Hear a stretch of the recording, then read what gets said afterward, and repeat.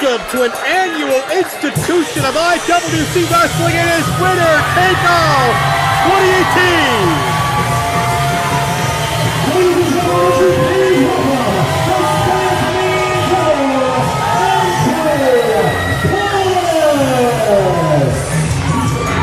The frenetic energy of Andrew Pollock kicks us off. I'm Joe Dabrowski with Jay Williams and Farnsworth.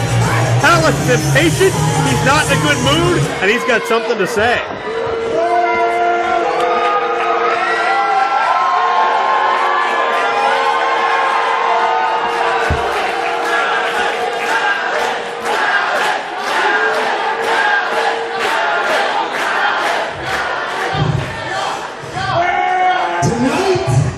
Tonight was supposed to be Andrew Pollock versus Jock Samson.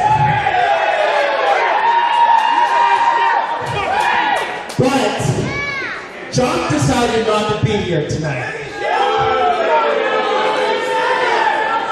Jock wants more money. He doesn't want anything to do with me now. He got another booking.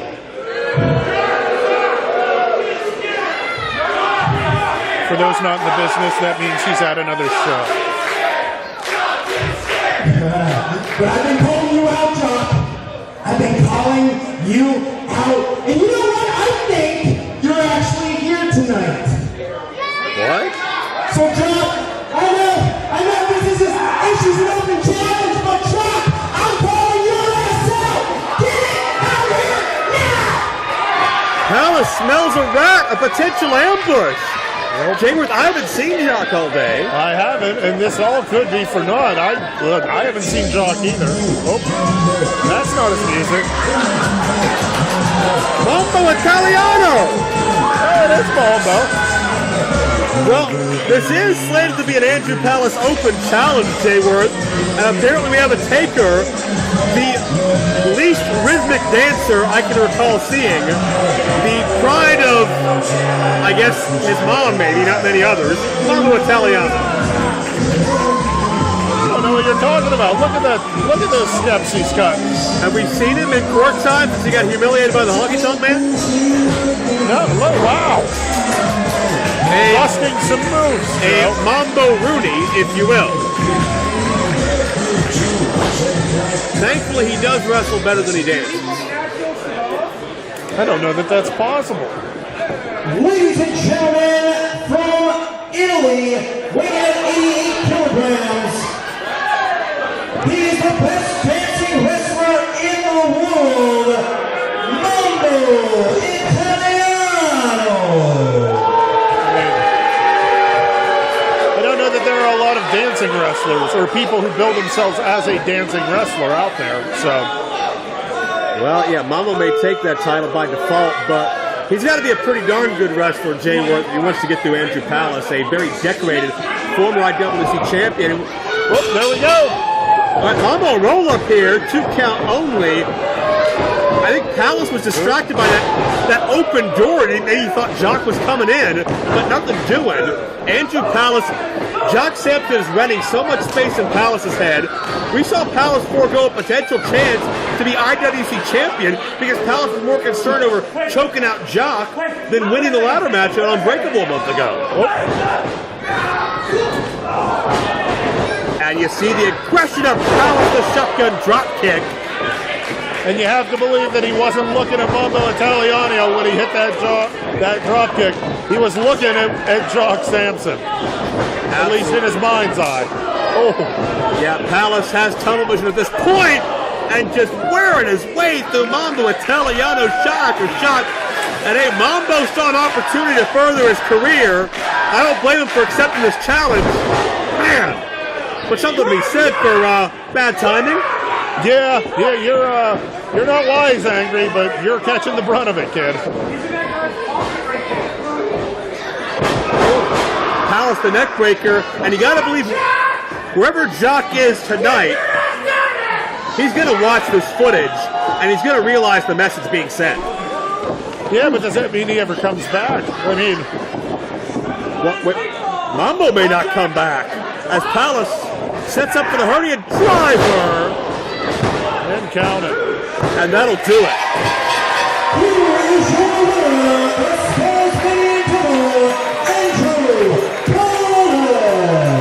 Well, if you were Jock Samson, Jay Worth, would you want to step into the ring with a man in that kind of mood? No, of course not. To be honest, I wouldn't want to step into the ring with a man in a pleasant mood. There's a reason I'm up here and not down there. Point being, though, Jock was quick to jump Palace, sneak in the back door thanks to Bruce Pritchard, and hide in that six-way. But one-on-one, he didn't have the gut. Wait a minute. The lights are down. Look up me, you yellow-bellied prick. Sorry I couldn't be there tonight there at IWC. I don't know if you people there know, but Jock Samson's in demand. I got booked in Fairmont, West Virginia tonight for triple pay, and they give me a title shot. They must value Jock Samson. The people at IWC, Justin Plummer and all them goons out there, all them stupid goober-ass fans of yours, Andy Palace, they don't think Jock Samson's any good. Well, that's fine. I really don't give a damn what they think. I don't give a damn what you think. The only thing I care about, Andy, is what's right and wrong. You hit me from behind like a woman, and you hung me, and you do not get suspended. I don't know why things are the way they are at IWC. Maybe I don't kiss enough ass like you do. So I'm not going to be there tonight. So, Andy, kiss my ass, you rotten son of a bitch. I ain't going to be there. Have a good night. Oh, hey, Andy, wait a second. Turn around. Wait a minute! Palace turned around, but Jock! Jock got a cowbell between the eyes! And look at that grin on Jock. That's why we didn't see Jock. He was under the damn ring all afternoon. Another shot from behind.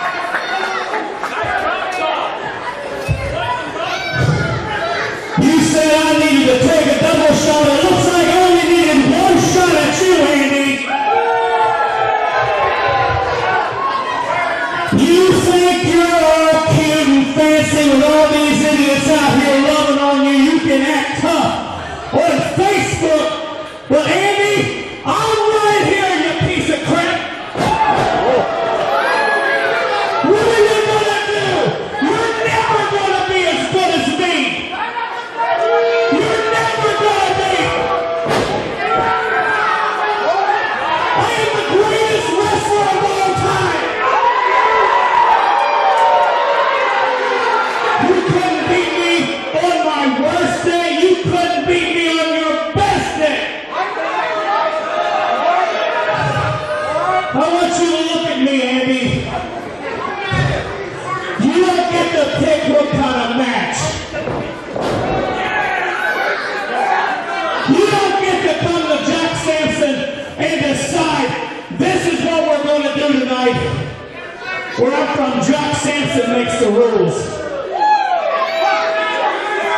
Next month, Jock Samson, Andrew Palace, bull rope match. That's Jock's specialty.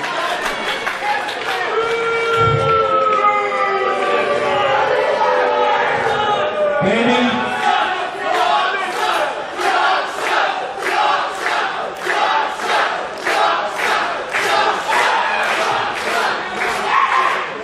Andy, get you a pair of blue jeans and tape up your fist. You're going to be fighting a man next month.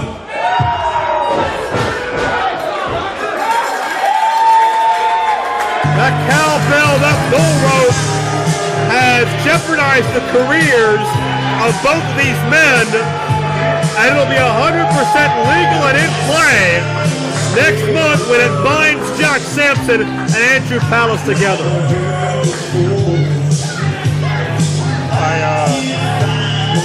I've enjoyed Andrew Palace's career over the years. I worry that it comes to an end next month. Jock back jumps Palace again, gets the best of him, but there'll be nowhere to run or hide when the bull rope's in play next month here at Court Time.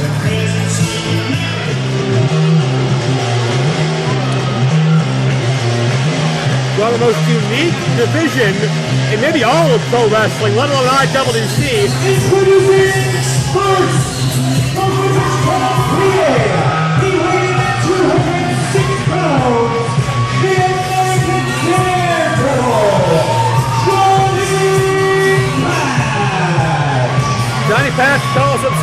American Daredevil, he took a big-time risk when he stepped into the ring with the New Age play Gory. A clear-field, admirable effort, but it ended in Johnny Patch knocked out center of the ring. Patch has been endorsed by Gory and DJZ. Has a bright future. We'll see if he can capitalize on some of that potential here tonight in his very first championship match.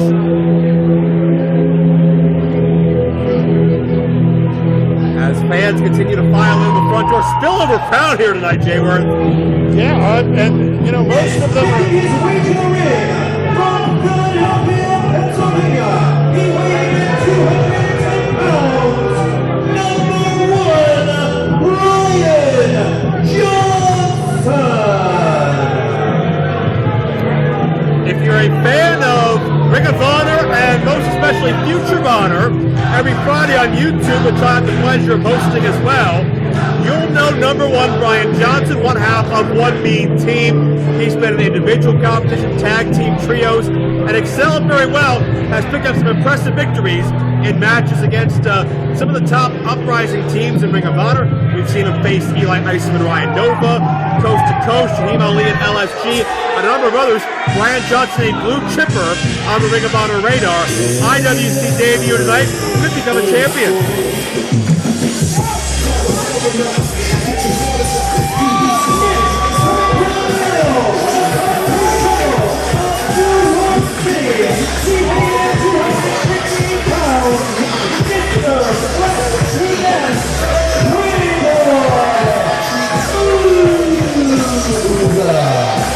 Pretty Boy Smooth is hovering around that 7-foot-tall mark, and he uses every bit of that size when he steps into the ring. PD will tower over the competition, Jay Worth. I would say that's an advantage, but you never really know what stipulation the champion will pick in the high-stakes division, so it may not be wrong.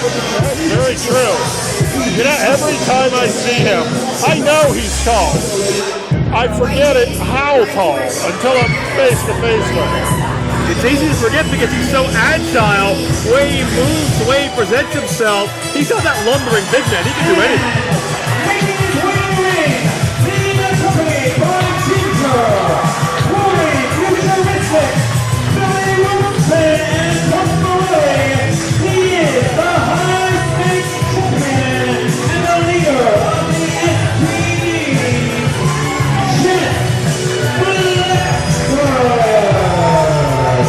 Let's run through the history, Jay Worth.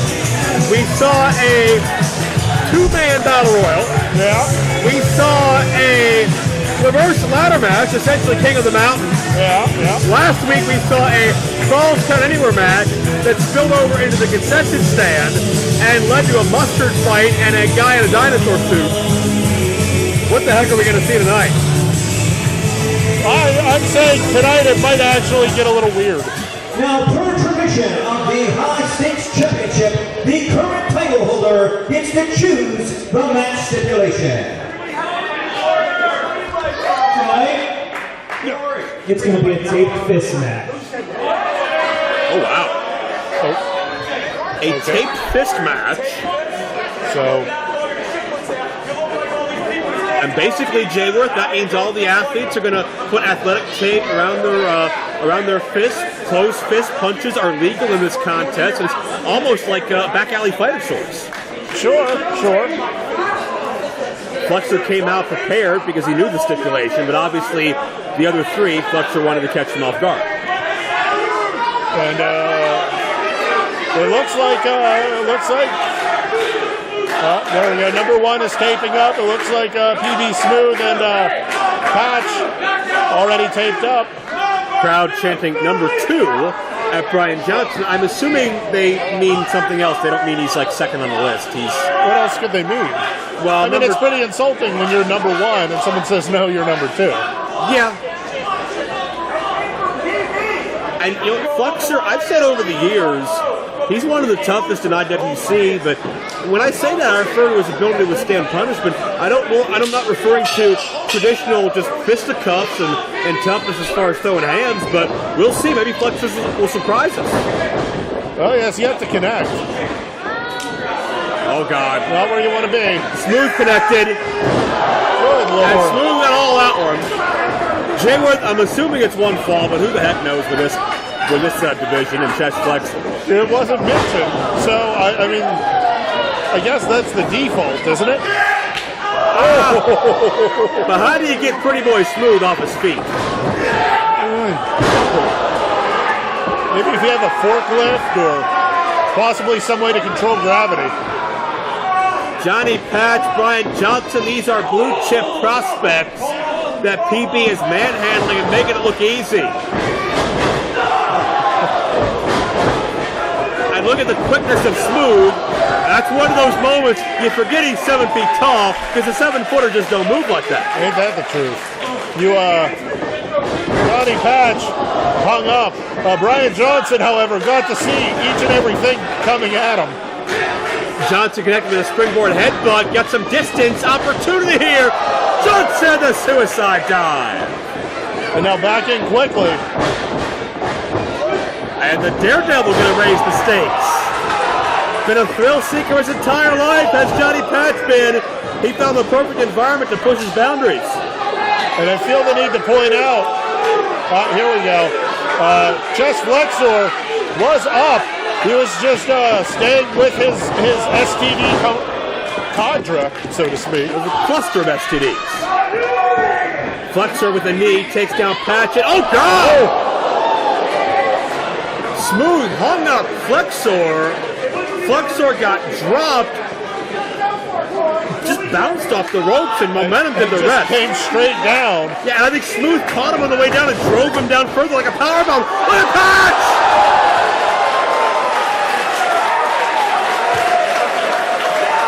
Oh, you want to be a daredevil? You want to take some chances? You've come to the right place. I was a little worried there. I thought he was going to soar right over him, but then boom, just dropped right on top of all of them. Could this do it? Brian Johnson making the save. And Chest Flexor should be thankful that Brian Johnson was there. I don't know that he was kicking out. He's barely crawling out of the ring. Johnson refers to himself as the Mecca of manhood, the Rolls Royce of wrestling. He's one of those guys that's never met a mirror he didn't like.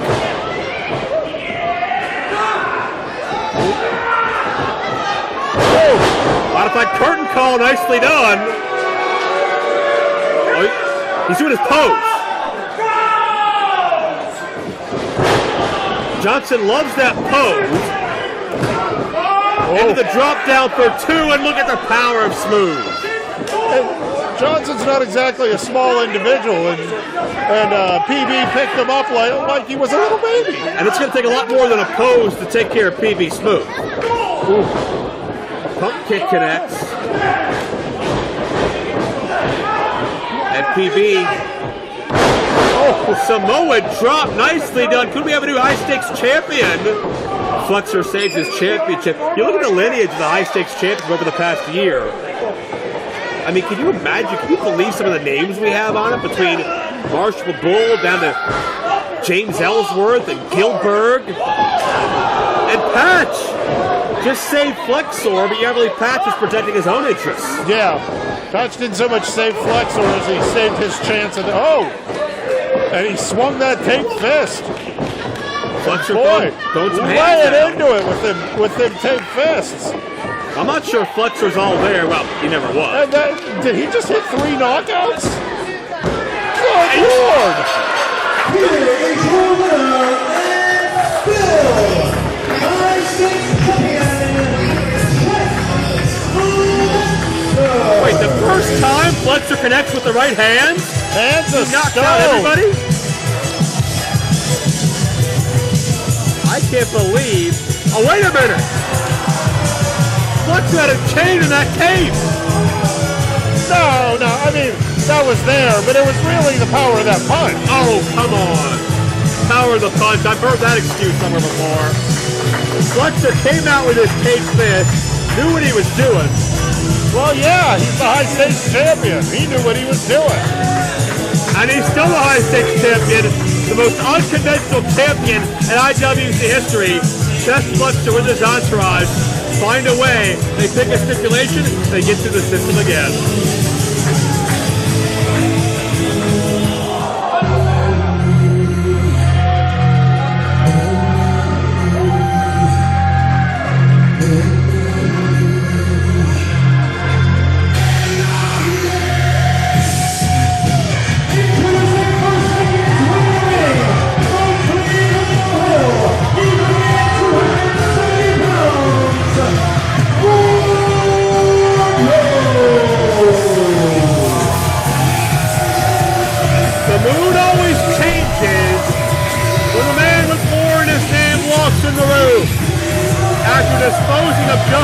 far in the month of August, it has been the mission of Chris LeRusso, the heir apparent, to end perhaps the most dominant force in IWC history.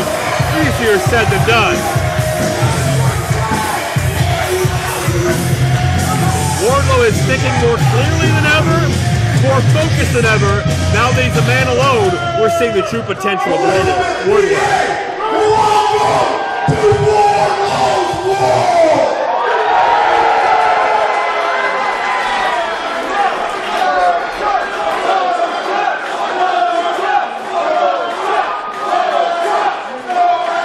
Now there's a man and a team that have chosen to go to war with me by the name of LeBell. Well, tonight, this war ends, one way or another. Chris LeRusso, if you beat me tonight, I will leave IWC forever. Whoa! Whoa! That's news to me. If you beat me tonight, I leave IWC. You and Team LeBell can do whatever you want here. But when I win, Team LeBell is done, and Wardlow can finally move on to more important things, like getting my title back.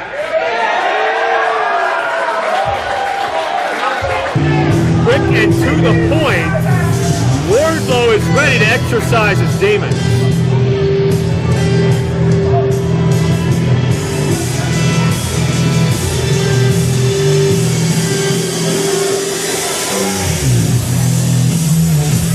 And here's the opponent, making his way to the ring, from Elmsford, Pennsylvania, weighing in at 188 pounds, the heir apparent, Chris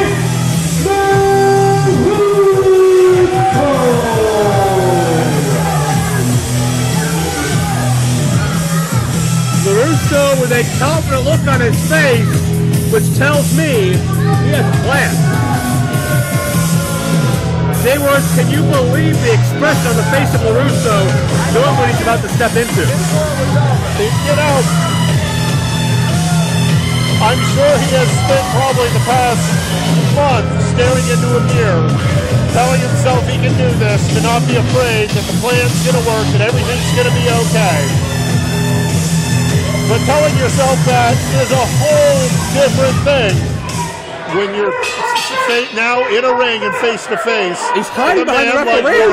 He's hiding behind the referee, Jayward. I mean, that's probably part of the plan. I'm not very confident about the plan.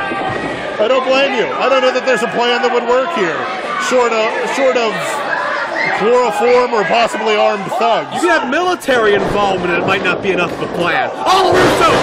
Super kick, Wardlow was caught in the wheel! Oh, LeRusso used the official as a distraction and nearly ended Wardlow's career in a matter of seconds. And now that coat over Wardlow's head, he didn't have a hockey jersey to pull over, so he's improvising.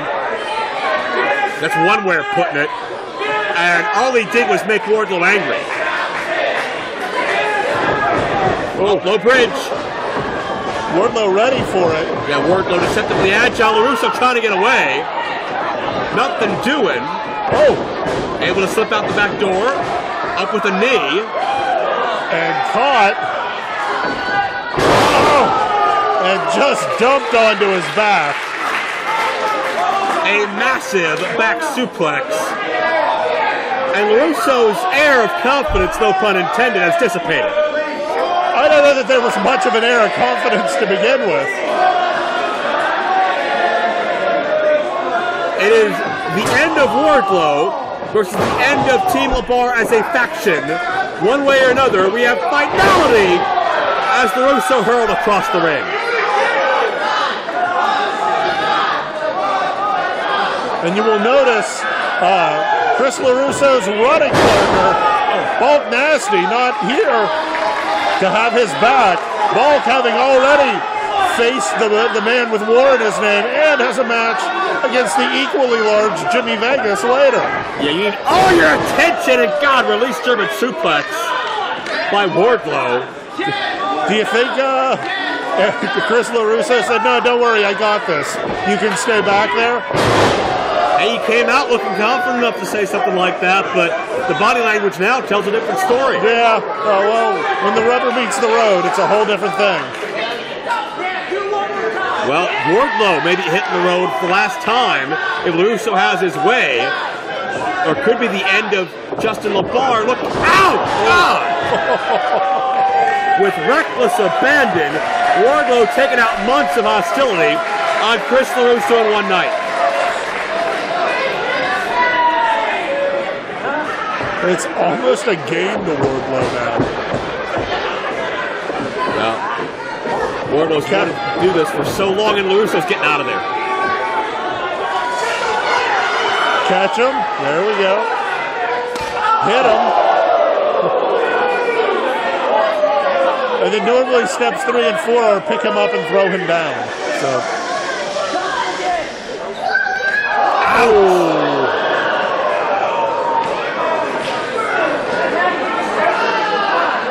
And Wardlow, look out. Caught the foot. Oh no, up. Oh! And crotched on that railing. And we all know how solid those are. The railing, I mean. LeRusso is feeling pretty much a year's worth of Wardlow's hostility in one precarious landing on the guardrail.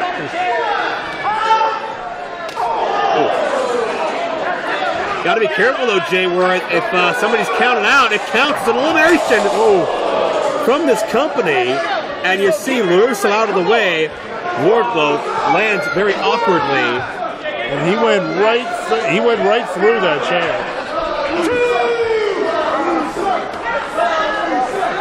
And that's what LeRusso has to do. He's got to be abusive yet elusive to trap Wardlow. It's what he's done. The heir apparent would love to put on the resume the man that finally slayed the dragon, who stopped the unstoppable force of IWC. And you see the vertical leap on those leg drops.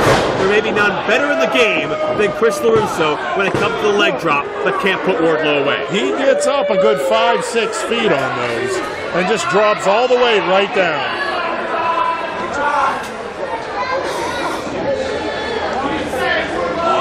Well, LeRusso, the chin lock. Smart maneuver here, keeping Wardlow grounded. I was going to say this might be the smartest offense he's tried. Try and restrict his breathing, try and restrict the blood flow, try and keep him down. And LeRusso, the drop kick. Again, the vertical leap of LeRusso is near second to none.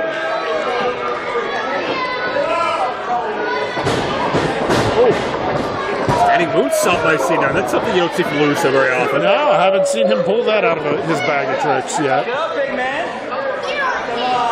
I don't know. I don't know that I'd be taunting Wardlow. Just some friendly advice. To say the least, but sorry. I would say, just as a pro tip to anyone listening, should you encounter Wardlow out in the world, just like offer him a sandwich or any food you have on you and get out of there. Well, LeRusso feels like this moment is his for the taking, his being LeRusso's.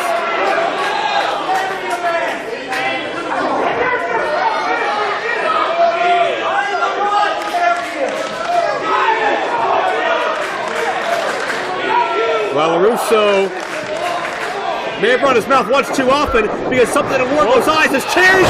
Power slam! And you heard the impact on that ring floor. And Wardlow is a man amongst gods, and he will take the fight to LeRusso.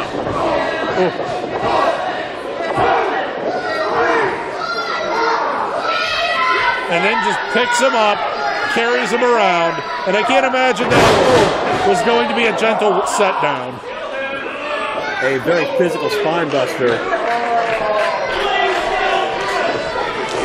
And LeRusso, the worse for wear, no sympathy from our spillover crowd. All day long, Jayworth. Up. No. On his feet. LeRusso able to sidestep, keep it wet, roll up your shoulders down. Keep in mind the months that LeRusso and Wardlow were aligned. LeRusso knows so much of Wardlow's offense so well. Roll through for 2. LeRusso, that fancy footwork, traps Wardlow's legs for 2. Stacking up that oh no. The problem was he was within arm's reach. You never want to be within arm's reach of Wardlow. Look at that! Beautiful counter. LeRusso the foot up. Board. Oh, connects to the fist. What on him? Now's your chance, kid. Pin him. Yeah, can LeRusso capitalize? Wardlow on his back. End of Wardlow at IWC. No. And the finality will have to wait at least for a moment.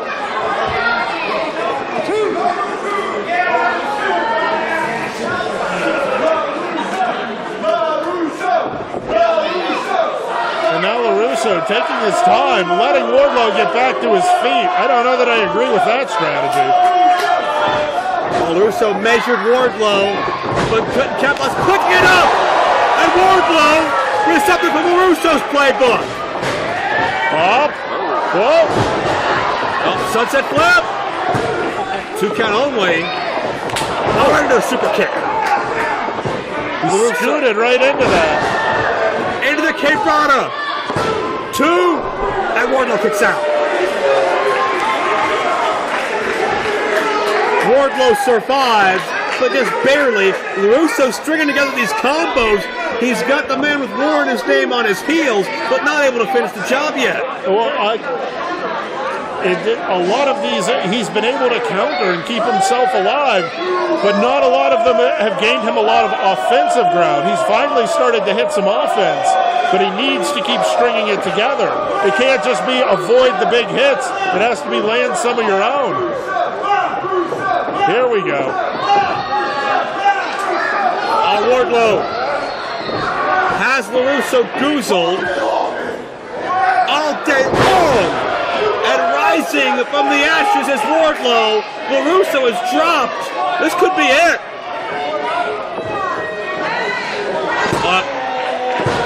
That trademark cover. Wait a minute! That's LeBar! We haven't seen LeBar in 3 months. Wardlow is ready to end Team LeBar once and for all, and LeBar comes out of nowhere to protect his job. And LeBar running to higher ground, lower ground, any ground he can find. Oh, LeRusso tried to play defense. I got caught. And he pulled him off the ropes. Wardlow going to drop LeRusso again. Oh! And LeRusso count. Oh! LeRusso countered. The momentum sent Wardlow into the corner. And LeBar the chair shot. No. Oh! Hail to the king! Hail to the king. And LeRusso with LeBar counting along. Oh, Wardlow kicked out. A moment away from the end of Wardlow, but renewed life once again. And now is not the time to wonder what's going on. Now is the time to finish Wardlow.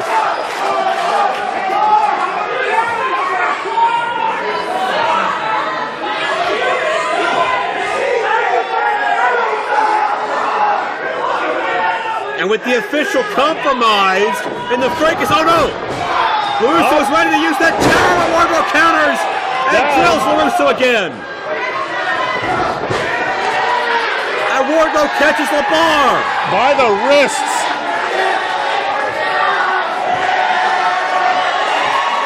And LeBar up. All day long, baby. LeBar onto LeRusso. Stack him up, big man!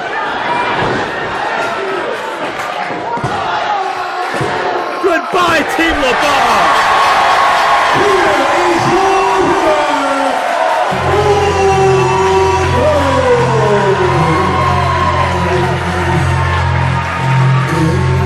Well, you want to kill a snake, you cut off the head. The head of Team LeBell resurfaced and tried to have one more coup up his sleeve. but the man with Ward, his name, proved the one word it's always described him to be true, and that's unstoppable.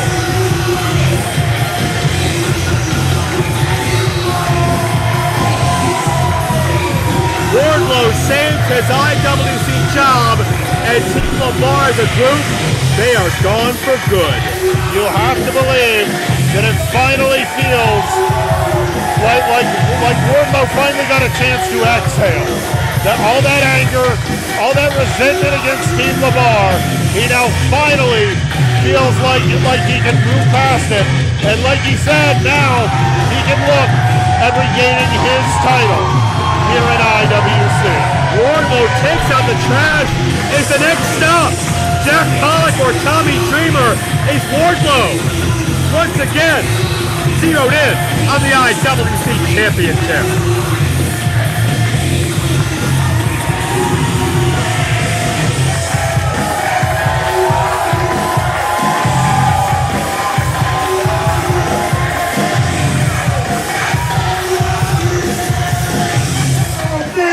A winner takes all. Jack Pollock versus a former IWC World Heavyweight Champion, a former ECW Heavyweight Champion, Tommy Dreamer.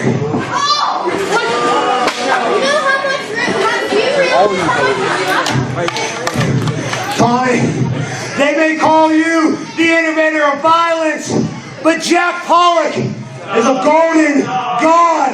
Jack Pollock is a hardcore icon of IWC.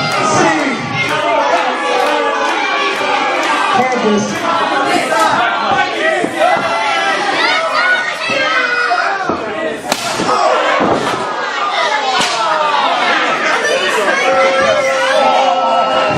You think Extreme Rules scares Jack Pollock? No! Well, it doesn't. Hey, let me pin. Grab something. This one. That Oh, one. this. Yes, sir.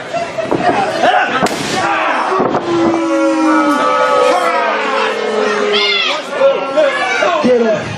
I'm the man in IWC. No, you're not. No, you're not.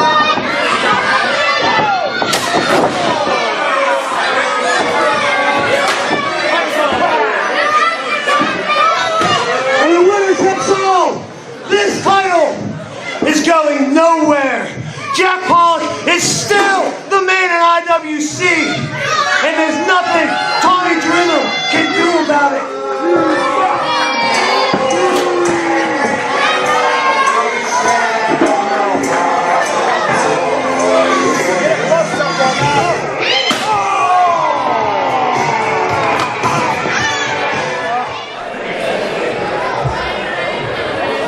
Ladies and gentlemen, this next contest is set for Wardlow, and it is a triple threat match for the IWC Super Indy Championship. As we continue to count down to Jack Pollock and Tommy Dreamer, Extreme Rules for the IWC title later tonight. It's our second of 5 title matches now.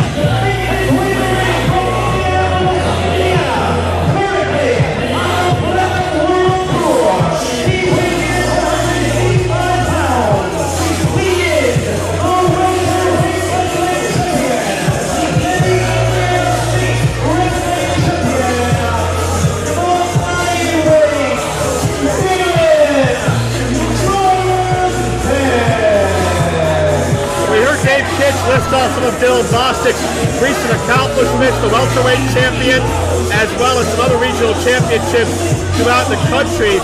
But Bostic feels like he's been overlooked since returning to IWC.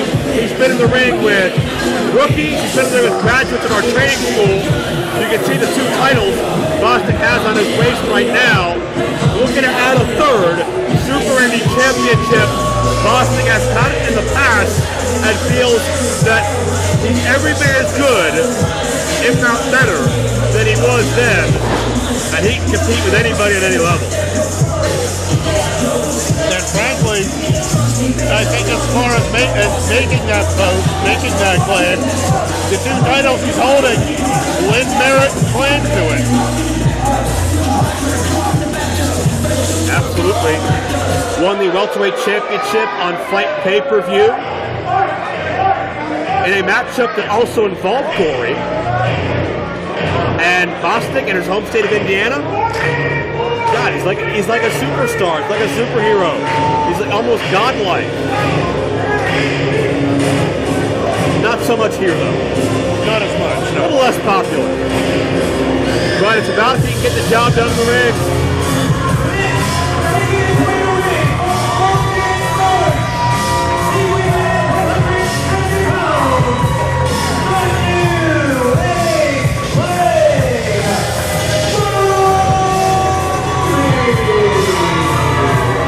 Two-time former Super Indy champion, the New Age Plague Gory has been competing for this championship essentially his entire adult life. And Gory dominated 2017 into 2018, but you can tell by the body language a determination and a darkness over the New Age Plague as he steps into the battle tonight. As the last time Gory contested for this title, he almost left without a knee. Yeah, very true. There's a darkness that is in Gory that I don't know that he will ever get to exercise. And what about Gory's performances lately against the likes of Jeff Cobb? Honestly, I think that match could headline any show I've ever seen. That was one of the top 3 matches I've ever seen in IWC, much less live. And Gory came out still standing. Gory came out making a statement. Will he make a statement here and become a 3-time champion?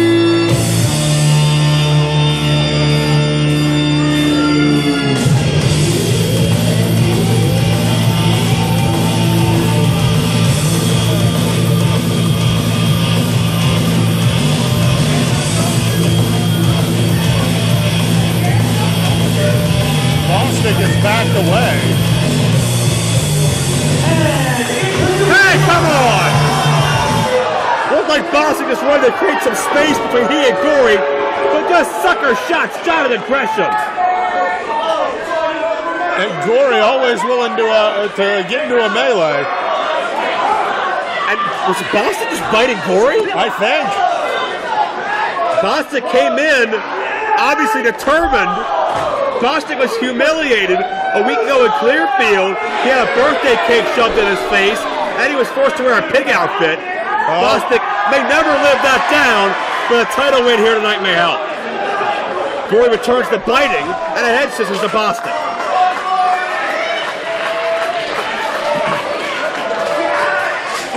And Gresham able to trip up Gory into the guard. This is not a Gresham-style matchup. It's not the platform Gresham prefers, but Jayworth Gresham did say he wanted to defeat every former Super Indy champion. Look out! Drop kick and Bostic over the rail. Good Lord. 2 of the best recent former champions in the ring with Gresham now. He'll go a long way to proving in his mind that he's the rightful deserving Super Indy champion, as if there was ever any doubt with a victory here. Around and dropped onto that ring apron. Gresham, a marathon match with David Starr in the Super Indy Finals to win. But this may not be going for distance. This will be going for impact in this match. And now Gory. Bostic stopping Gory from taking flight. Tosses him into the railing. And again, I do believe a one-fall matchup as Bostic with a tope. Right into Gresham. And Gresham down. Gory struggling to get to his feet. All 3 of these men, Jayworth, come in as the match officially starts. They come in so motivated for so polarizingly different reasons. Do you think any of these 3 stand out as wanting it more?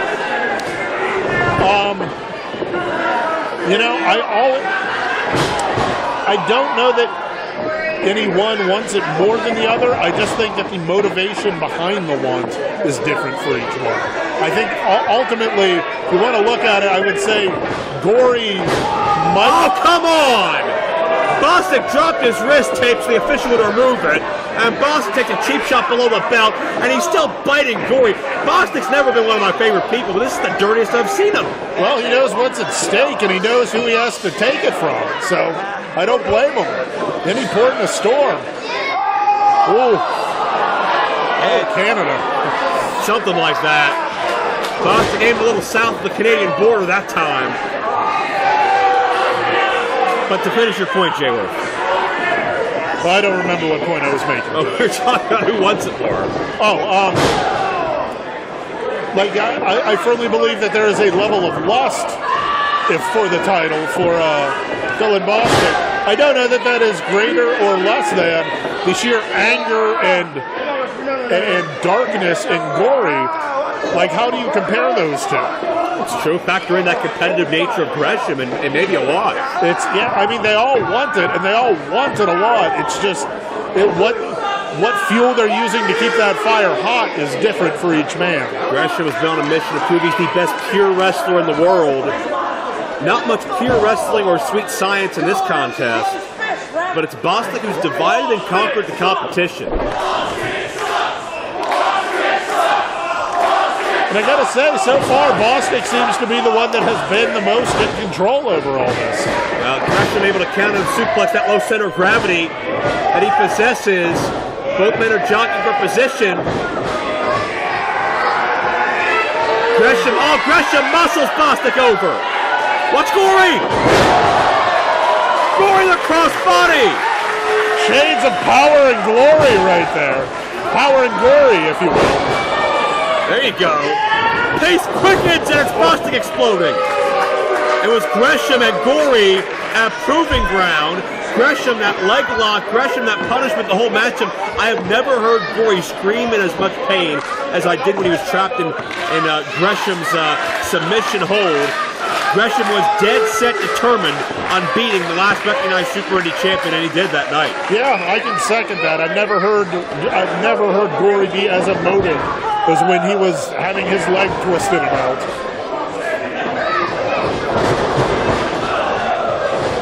Pace quickens again as it's even keel across the board. Under. Oh. Gresham used the momentum. Into a cutter, 2 count only. Jayworth, keep in mind too, Gresham was 90 seconds away from being Ring of Honor World Heavyweight Champion. He was up 1-0 on Jay Lethal in an Iron Man match. Lethal rallied late, but had that been a one-fall matchup, we'd be looking at a world champion in the ring today. Yeah, very true. I mean, he was the better man for how many minutes of that match? Yeah, 28-30.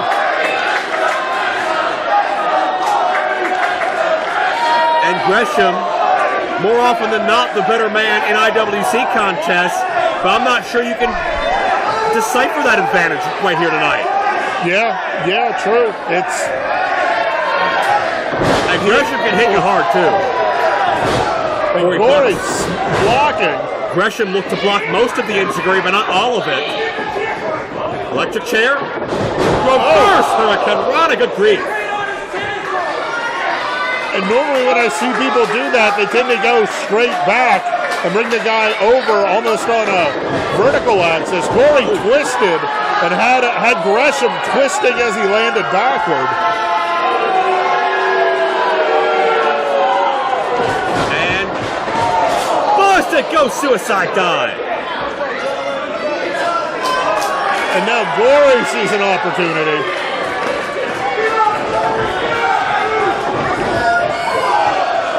And Gory, notice he usually makes his body compact and twist, but he spread himself out that time to cover more surface area. Great thinking on his feet by the resourceful Gory. Hit both guys. Maximum impact. Oh, look out. 450. Good night, Gresham. Done. Bostic the save. Keep in mind, Bostic not saving Gresham. He's protecting his own championship interests. Yeah, I don't believe anyone's looking out for anyone other than number 1 in this match. Brian Johnson? Yeah. Lead singer of AC/DC, correct? Never mind. Gory. Series of strikes. Bostic puts That to rest. Double stomp by Swaggy D. Oh. What is this? Waist lock. Oh. German with a bridge, shoulders down, Gresham interrupts.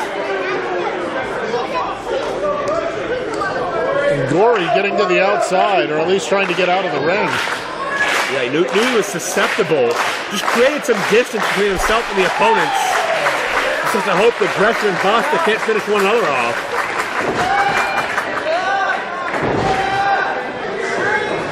Looks like Gresham's going German suplex, but Bostic planting his feet, widening his base to counter.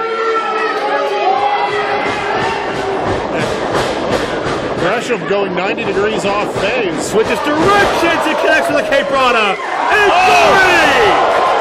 The tope con hilo on the receiving end. That was a tope suicida con hilo. Divide and conquer. Shooting star to Boston. Got him, no! Gory barely able to intervene on time. That was about as perfect a sequence as you can imagine. High impact moves for both. The kill shot to Bostic, but still not enough because Gory had his wits about him. At least enough wits to know to stop what was happening.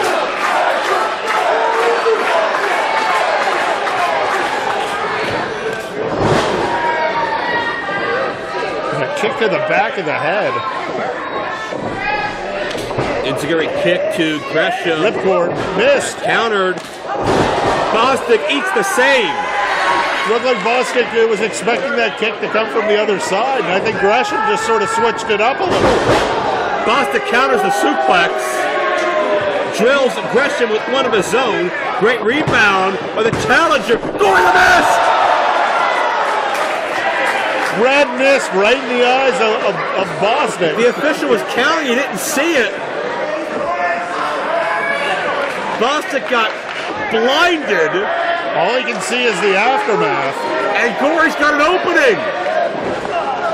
And a kick to the head. What is this? Oh, QAS! QAS! Gory's gonna beat him! No! Gresham! The splash! Both men are down! No! And both Gresham men keeps the shoulder! ankle! He keeps the ankle! Oh, Gresham's so dangerous this way. Anytime he picks a body part. Will Bostic tap away the Super Indy title opportunity? Roll through, shoulders down. Gresham reverses. Back and over. No! Bostic back around. It is a battle of leverage, and Gresham winds up with the ankle. He doesn't have a good position on it, but he's got a little torque. Oh! Gory chop the arm of Gory. He's got the leg and the arm grapevine. And the crossface on Gory. Bostic taps, that's it.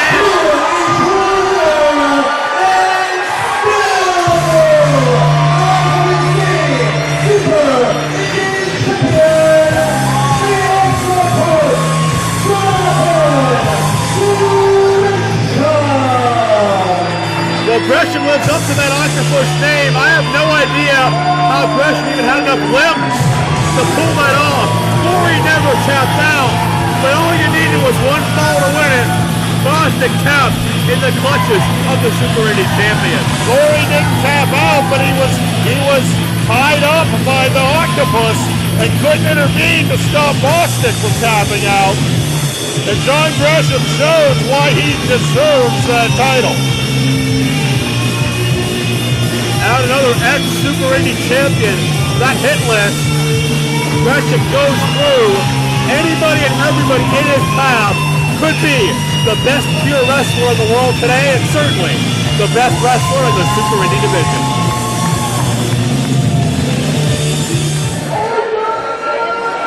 Ladies and gentlemen, this next match is the first contest in our triple main event, and it's for the IWC Tag Team Championship.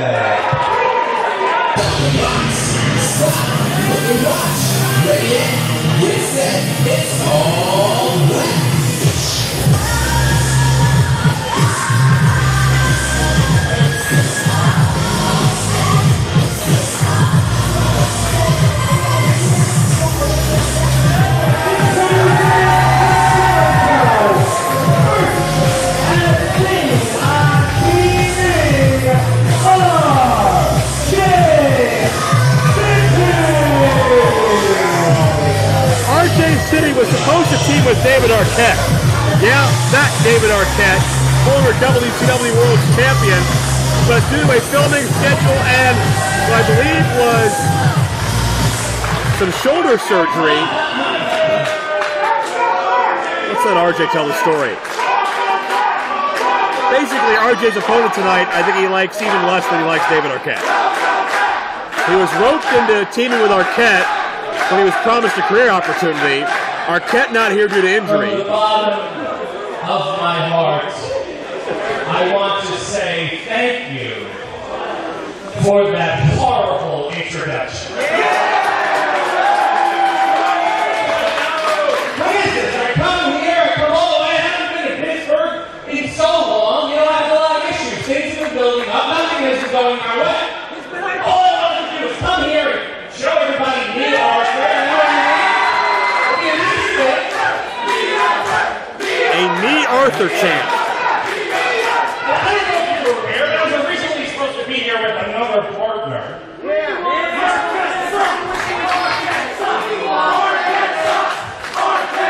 See? Yeah, what I'm saying. And then so he gets this quote, and then it cancels, and then I don't have an opponent, and then or a partner. I do have opponents. I understand what I'm saying now. And then I come here, and you know what's even worse? I haven't been here in so long that the points on my Sheets card have expired. I know. So I come all the way here, and thanks to that guy who canceled on me, I have to have Colt Cabana as my partner, and I can't even get a decent ring introduction. Gonna go from bad to worse for RJ City. Yeah, he doesn't look thrilled. Apparently, according to RJ, he and Cabana teamed a number of weeks ago, and Cabana was just openly mocking RJ the entire match. He chopped him at one point. These two do not get along, and they have history here in IWC as well. When Arquette was deemed unable to compete, IWC assigned a suitable substitution. I don't think anyone consulted RJ City about it.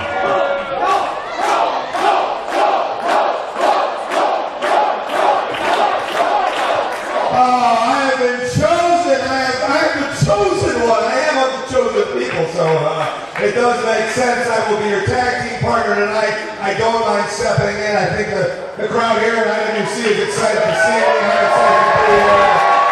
Always great to see Colt back. And you didn't like your introduction. I think you did a fine job, man. You've always done a fine job.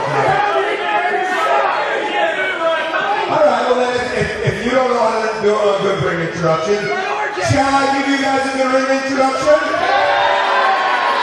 This is how a ring introduction shall be done. Ladies and gentlemen, I would like to introduce to you one of the most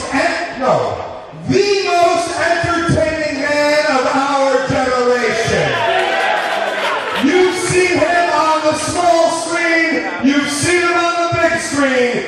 He is not only one of the greatest entertainers of our generation, but now we can definitely say he is probably one of the best wrestlers of our generation. Please let me present to you David Arquette! What? He's here! David Arquette is in the International Wrestling Cartel in Elizabeth, Pennsylvania, and all of suburban Pittsburgh may never be the same.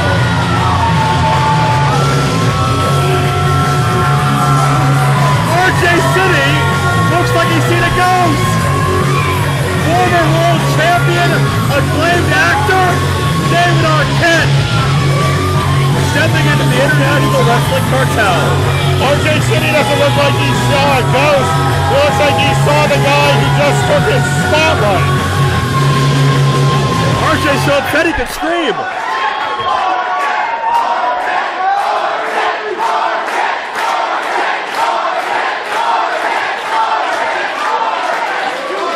David, may I speak to you in the corner, please?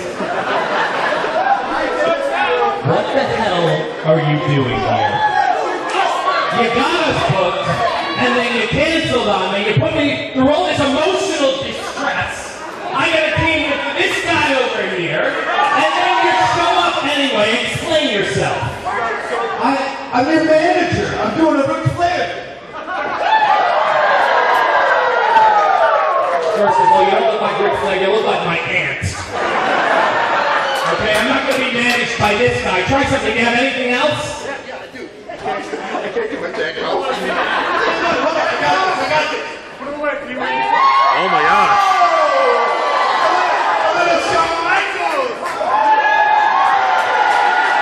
David Arquette is cosplaying in IWC. You don't look like Shawn Michaels, you look like Howdy Doody. Do you have anything else? No, come on, Colt, you get this. You're an actor. You're on Chicago PD. Please search Chicago PD. Yeah. 6 lines. Yeah. You're an actor. We understand performance. Hey, you know what? I'm an actor too, okay? I was in syndication in over 100 countries, okay? Yeah. In Canada. Speaking of Canada, On cue.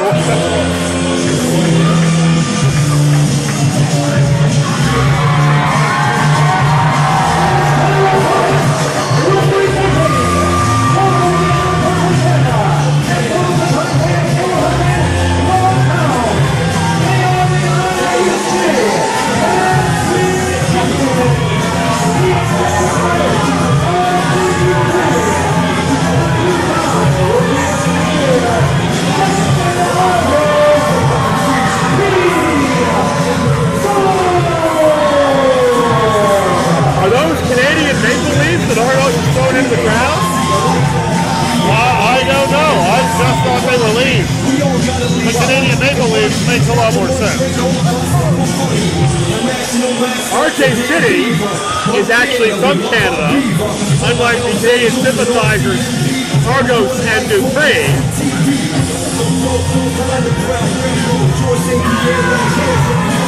Team Storm survived. Lethal enforcers Anthony Henry and current WWN champion James Drake a month ago, perhaps the most hard-hitting battle in history. And now Argo's going to do what he does best, run his mouth.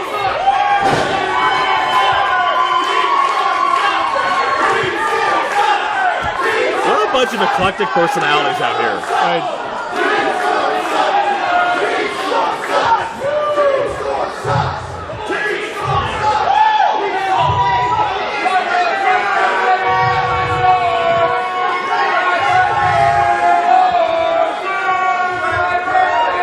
This is not the art of wrestling. This is not Nickelodeon. And it sure as hell isn't the set of Radio Rumble 2 or Stream 11.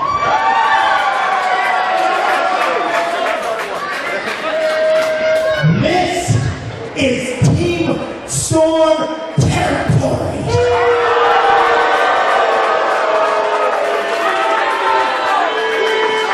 I thought Team Storm's territory was near Manitoba. Eh?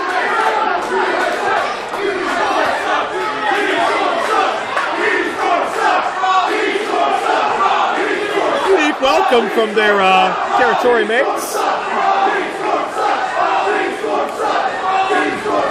It's so patriotic out here when they're out. This night ends mockingly.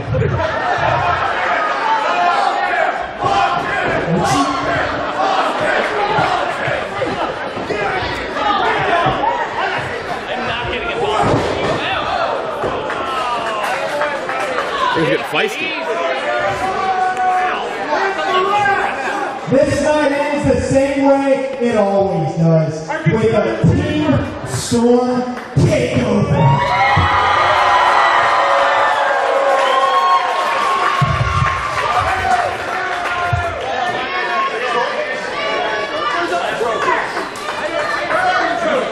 Well, we're at what? 3-4 events straight. The Team Storm has been undefeated. And most of those events have been as champions.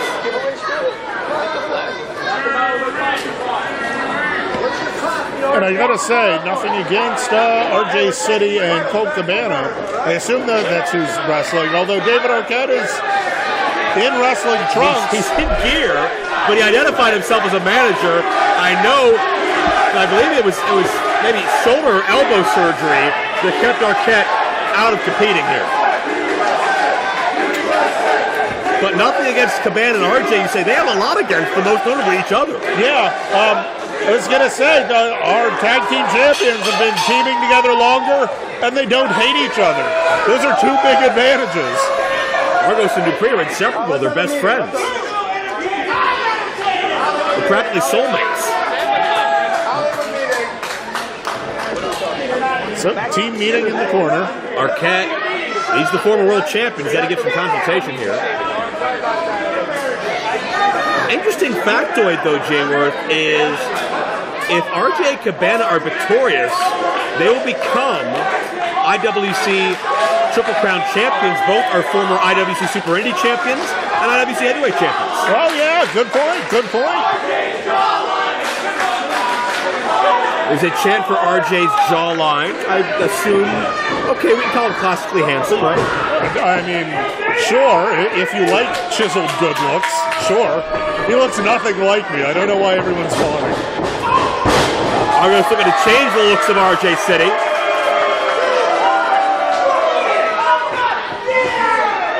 Bragging about his Rookie of the Year status. Pace quickens.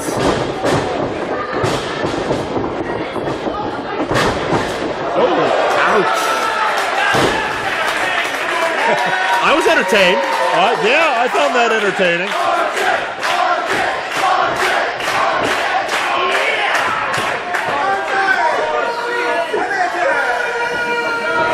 And I'll tell you what, RJ and Cabana are so tough to prepare for.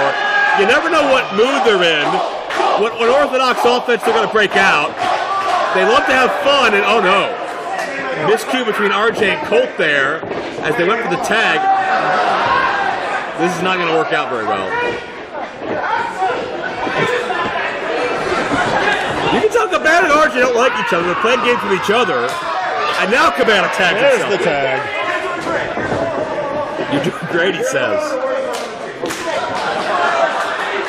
And a tag by Team Storm. I'll tell you what, Dupree is in, attaboy. Dupree's in the best shape of his life. He's trained very diligently for this defense.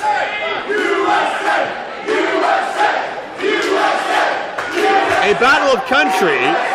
Nationalism is high here tonight at Courtside. Which is odd that that chant's going on as 3/4 of the participants identify as Canadian. That is a great way of putting it. You know, there's a sign in the crowd that says poutine sucks. And as a person who wishes he could still eat cheese, I wholeheartedly disagree with you, sir. Poutine is delicious. Don't listen to that man with that sign. Really? That's the hill you're going to die on here tonight? Oh, I don't think it's a hill I need to die on. I have the microphone. He doesn't. It's Dupree now controlling Cabana. Cabana turns things around, sidesteps Dupree.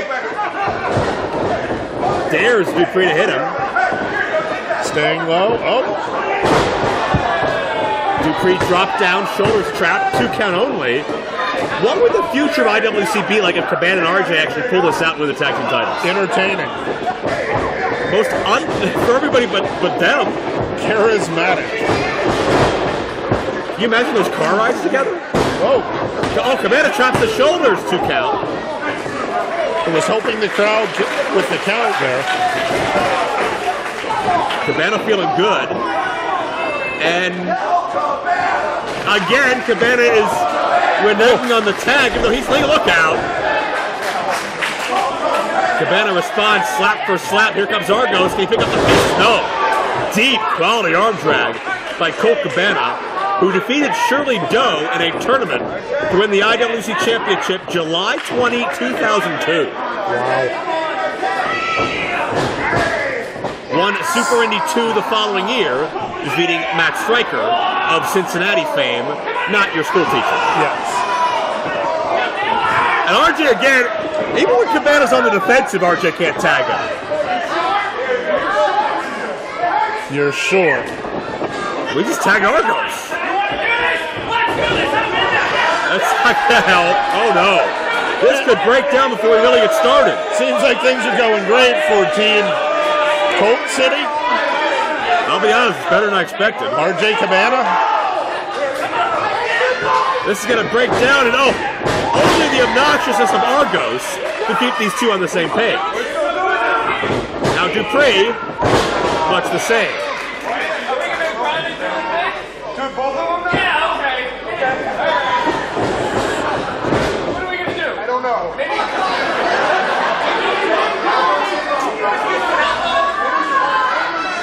See, this is where being a tag team already, there we go. If you're already a tag team, you probably already have that worked out. Yeah, I give them credit for figuring it out on the fly.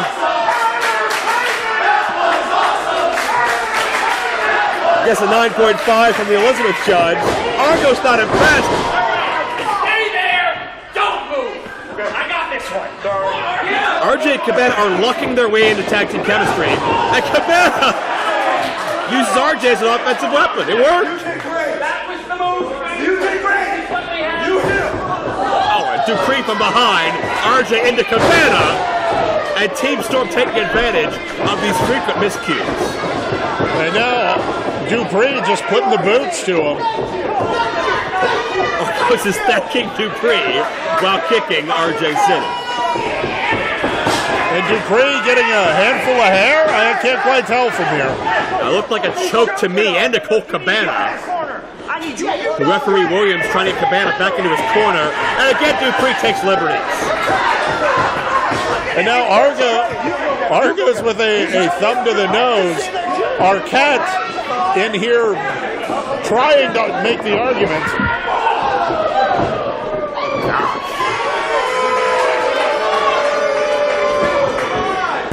Argos now only finds 2. And Argos smartly applies the chin lock so that Cabana makes it sound so easy. Come on, RJ, you can do this, baby.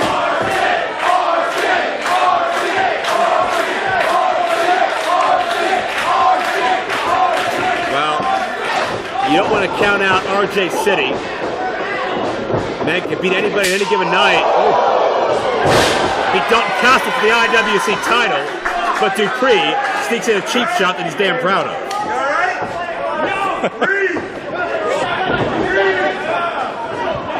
The double team, eccentric leg drop by Dupree.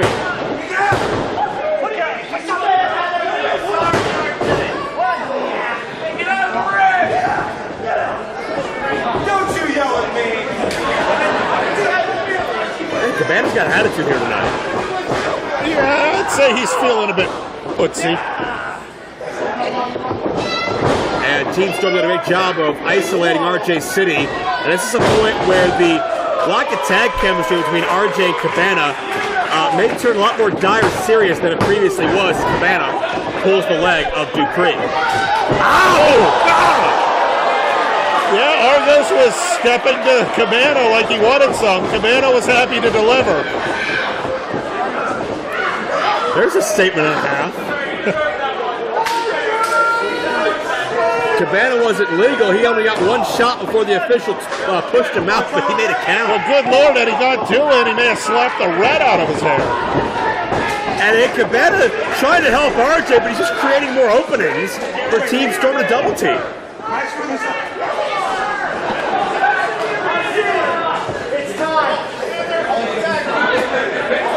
It's time.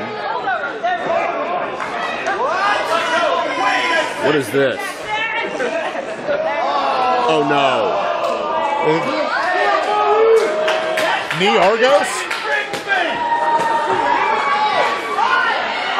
Uh-oh. Counter knee. But B. Arthur's, or knee Arthur's exposed too. This is you. Dueling knees and they collide. And even though they're padded, that still hurts going knee to knee. Without question. Axe kick counter. RJ. Slingshot back suplex. Argos neutralized. The Good City gets a Cabana.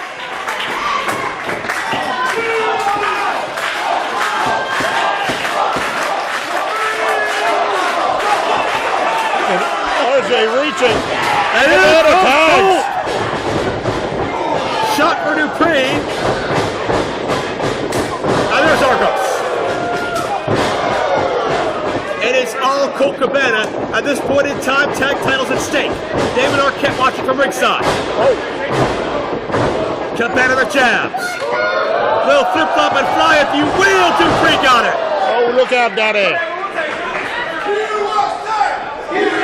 And Argos still reeling. USA chants blaring. Cabana. Oh, the cape runner, beautifully done. Double pin, new champions now. Cabana with a textbook, a Sai moonsault inside. RJ City almost woke up as a tag team champion on the outside. Woke up to a new Titan nightmare. Who would have? Argos and Dupree. RJ City must feel like he's in the twilight zone with the way his career's gone. But Cabana feels like he hit the corner. The chump block, the neck breaker. Argos the splash. Team Storm stack up the pin and RJ to save. Like your partner or hate him, the tag titles are prestigious enough to fight for. And Argos with a nice shot. RJ off. Argos looking brainstorm, perhaps. RJ with the Arthur. And the knee connects with Dupree.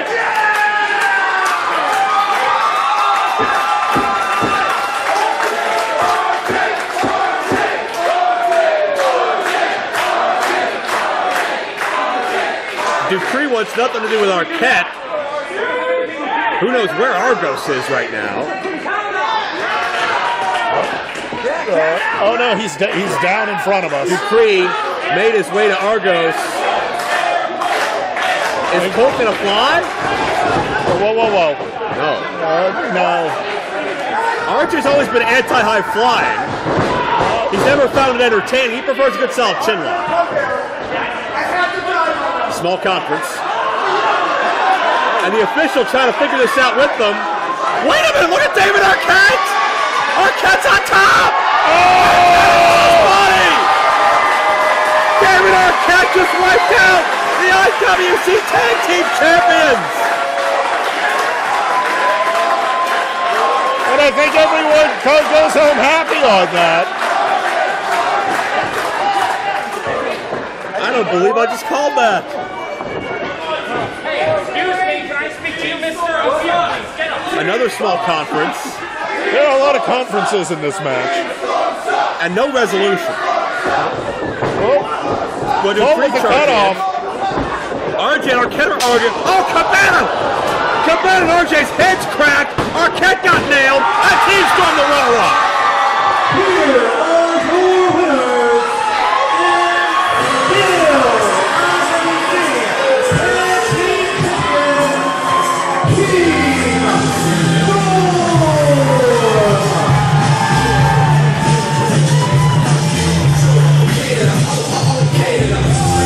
Team Storm, the most tightly knit unit in IWC. They took advantage of the fact that RJ and Cabana weren't getting along. RJ and Arquette weren't getting along. Nobody was on the same page. It came back to haunt them.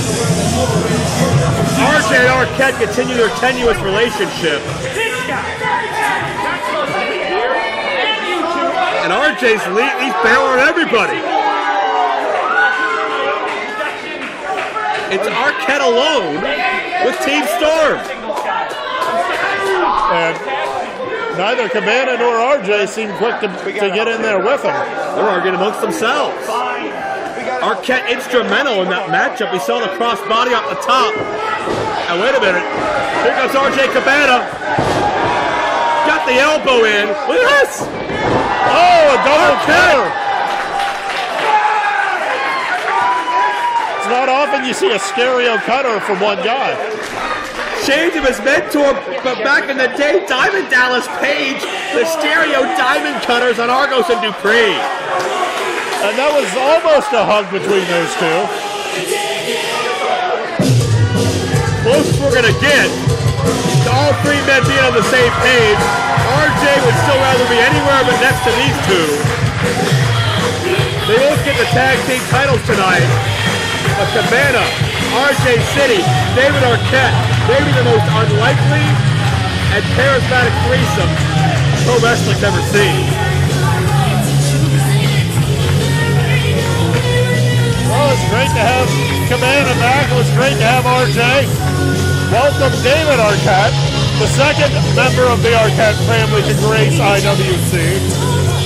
And you never know what you're going to get when you come to Pittsburgh and see IWC Wrestling Live. We got a whole other half of the show to go here, Joe. We're far from done. 5 title matches on the night. A whole lot still ahead. Winner take all will press on.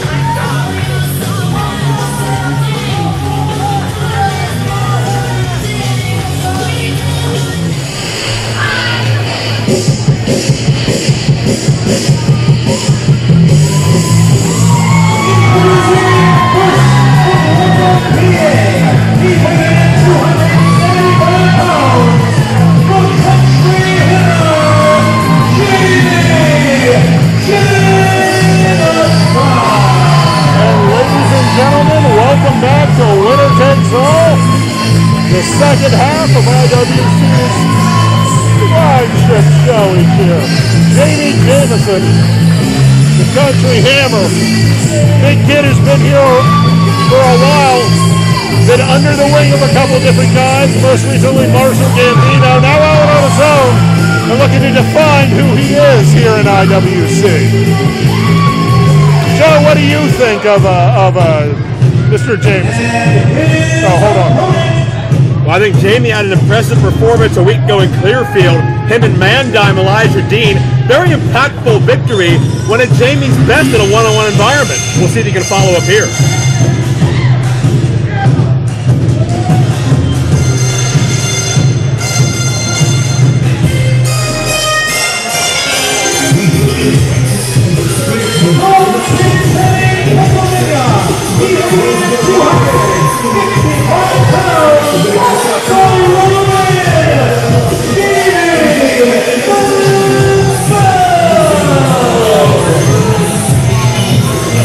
LeBell has been studying judo since the age of 8. 12 years now, nicknamed the Ronin. And LeBell has been impressive. We saw him stand up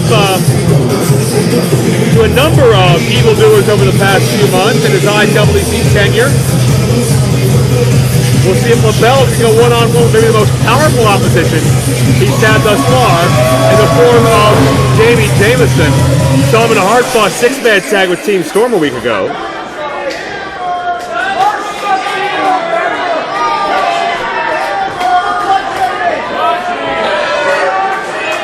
I think these are two young athletes, Jay Worth, that have yet to fully recognize their full potential.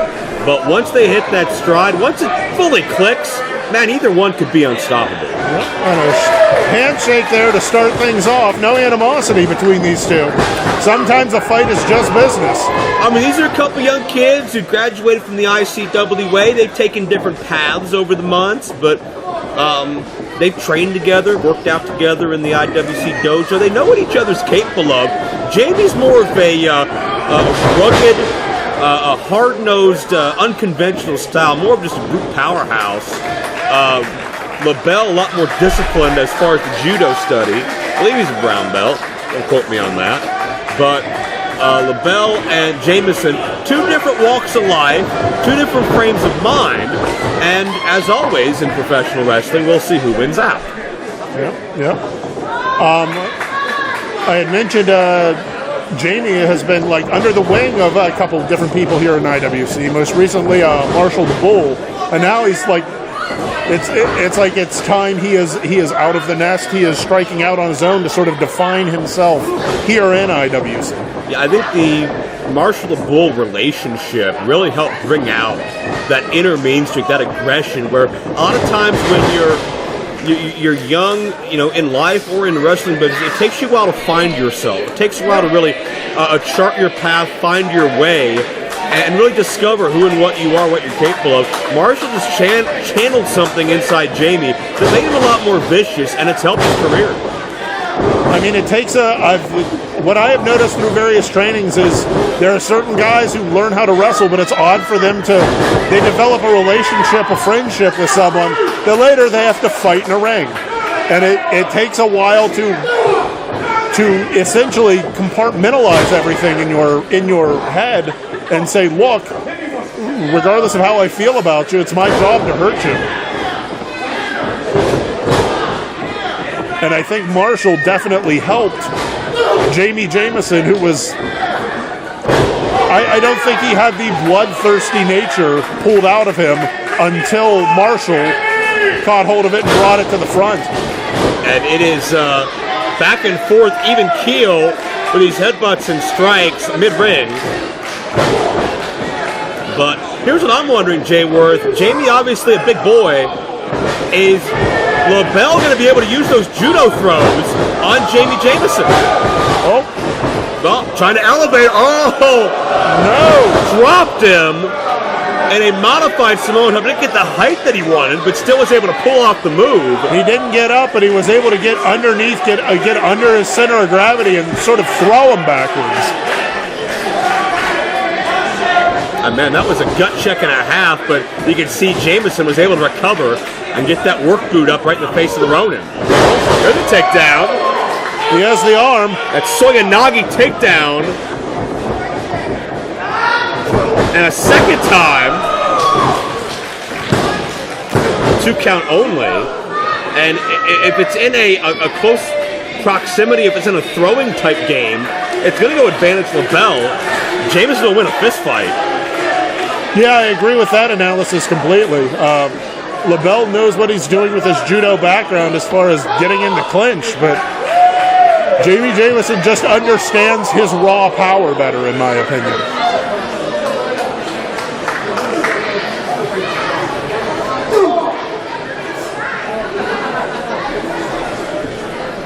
Well, Jameson used some of that quickness to catch Ronin at the pass.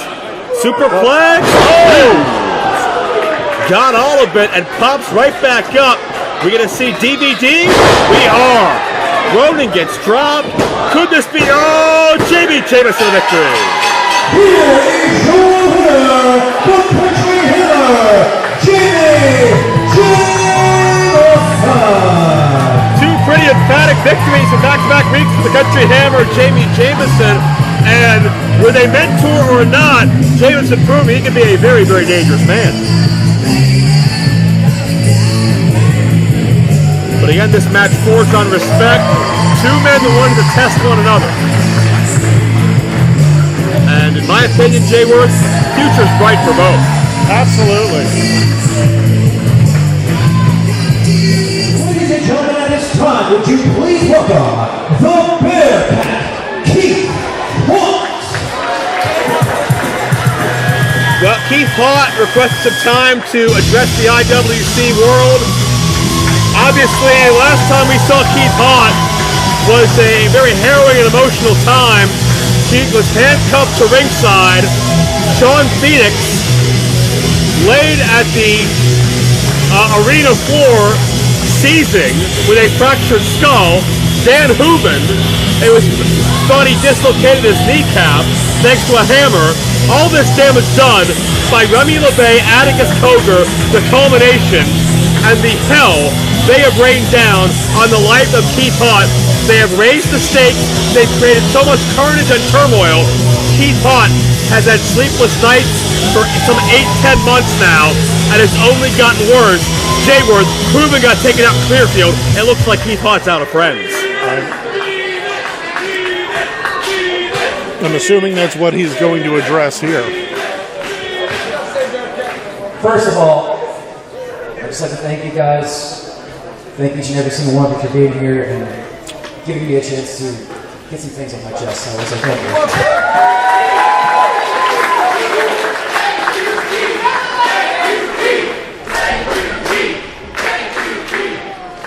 This year is, it's really been a doozy one, hasn't it? We've all gone through a war here at four-time heavyweight. It's the culmination.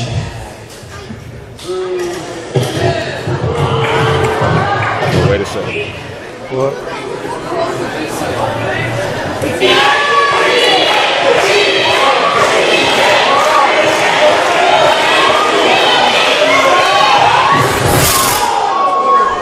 Keep positive. Feel to have somebody else's blood on your hands. Sharp feelings. Skull fracture. Ruptured auditory eardrum. Brain bleeding. Paralysis. And my favorite, humiliation. Your fault. Santana, diamonds. Nasal fracture. Vocal cords torn out. Humiliation. Your fault. Jason Tyler. Severe concussion. Humiliation. Your fault. Sideline. Forced to watch from home with a shattered knee and a shattered spirit. Your fault. I told you how to stop this. And you had too much pride to quit. You think these fans care about you? You think this company cares about you? Keith, you think your friends care about you? Now, I'm the one left to call. It's just you, alone, in the middle of that ring. Keith, it's time to end this. It's time to end you. Sleep well. Go. I'll see you next.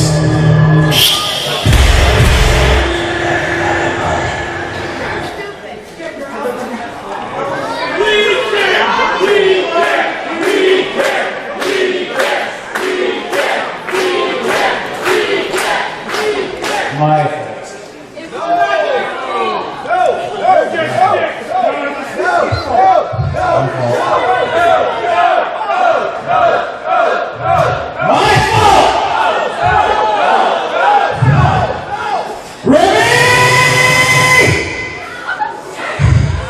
You're wrong. It is not my fault.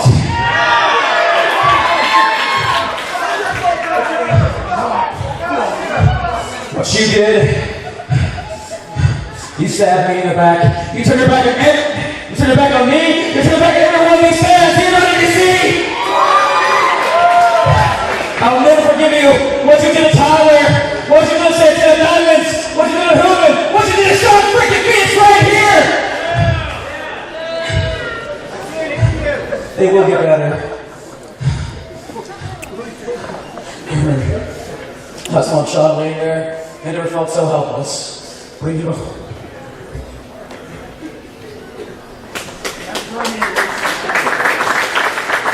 Keith obviously very emotional. We'll be back. They will all be back. We'll all get better.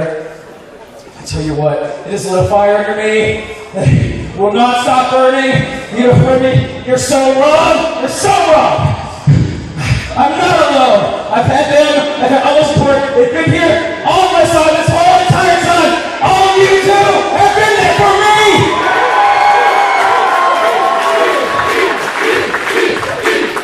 And I'm not alone. I'm not alone, Remy. I'm all in Argos. I'm not alone in this ring. I'm not alone. Because there's been one person. One person has contacted me. We've reconciled our differences. I haven't seen him in a long time. I know you guys haven't either. He was my partner. When the first time I ever won IWC Tag Team Gold. December 8th, four-time. I made a challenge. I'm making a challenge to you, and I guess Remy. We challenge you right here, four-time, next month. My partner, you wanna know who it is?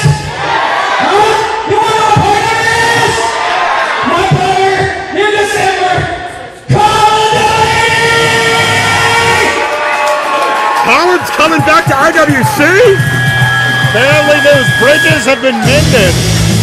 And you want to talk about a great ace in the hole. Colin Delaney and the Bearcat Keith Haught reunited. Keith Haught emotionally distraught. The culmination took him to his breaking point. But Keith Haught, one friend left, maybe the most valuable friend he could have. Colin Delaney and Keith Haught reform their tag team. Will it be enough to stop the reign of the culmination? Or will Colin become another victim on their road to Keith Haught?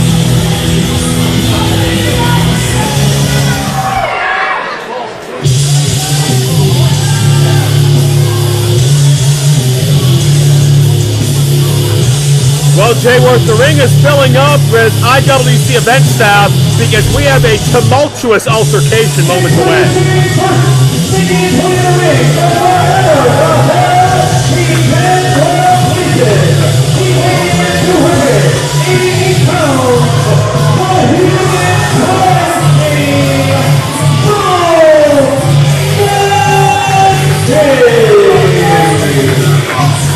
Well, from the culmination's attempted message to Keith Haught to the message that Bolt Nasty and Jimmy Vegas have sent one another, it's not mental, it's damn sure physical. They've been throwing hands for months on end and no clear winner in sight.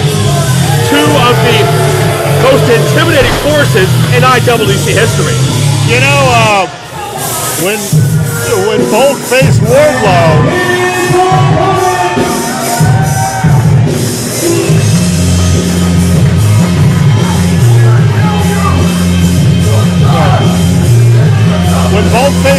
I thought it might have been the largest.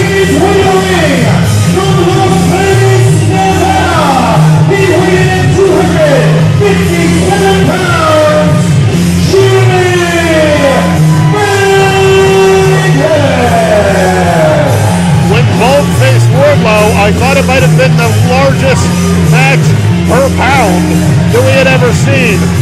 But I don't know, this may tie that. These two giants are about to clash. I'm not quite sure why we have a bunch of men in between them. Let's let them get this out of their system. It's a war that started over the high-stakes title and became very personal from there as Bolt Nasty wants to put Vegas out to pasture once and for all. Vegas showing IWC is and always has been his yard, and Vegas still does indeed run IWC. And that's good. Let's get all those guys out of the way. This is between two big men. This is big man business. You ain't kidding. Vegas, when you talk about longevity, staying power, championships held, he's right up there with the all-time greats in IWC. And it's physical from Jump Street. Vegas and Bolt Nasty, two mad, bad individuals, a fight to the finish. Oh, and a vicious headbutt after a round of punches. And some kicks to the knee, to the gut. Whoa, double knees by Vegas. And Vegas picks up Bolt Nasty effortlessly, the follow-away slam. Bolt Nasty's in the best shape of his career. Vegas is always ready to go. Amazing shape when you look at his body of work. When you look at the fact he's been an IWC stalwart for 17 years, you wouldn't think Vegas would have what it takes to compete on such a high level, but man, it's almost like he's made of steel. He looks like he's in his prime. I mean, he's been at it for so long. He looks as good as he ever has. A man that holds a victory over the challenger in tonight's main event, Tommy Dreamer, CM Punk, and others, as Bolt Nasty. Certainly there's no way to get out of the precarious position Vegas was in as Bolt turns things around and goes to work. And Jay Worth, there is no Chris LeRusso, no Justin LeBar. They were decimated earlier by, of course, the man called Wardlow. This may be the first time, as Bulk stretches the limits to disqualification, this may be the first time I've seen Bulk out near 100% alone. How will that help or hinder him? Well, I think he knows it. There's a certain resolve that you get when you know that it's just you and there's no one to fall back on. And that can be a benefit, as you can see. As Bulk was earlier standing on Jimmy Vegas's lower back. When you factor in men like LeBell and LeRusso, Benjamin C. Steele, fisherman-style suplex with a bridge. Jayworth, never thought I'd say this, but perfect plex by Bulk Nasty. Yeah. I gotta admit, I wasn't preparing those words in that order. But going back to my point, just the minds that Bulk has studied under. He's not just your stereotypical musclehead. He's not just somebody who's going to react on impulse and power, although he does have quite a noticeable temper. He has quite a wrestling education as well, and that makes him all the more dangerous. As you just saw, Bulk digging deep into the playbook here in an attempt to put away Jimmy Vegas. I was going to say, don't get me wrong, the power game is the base of what he does.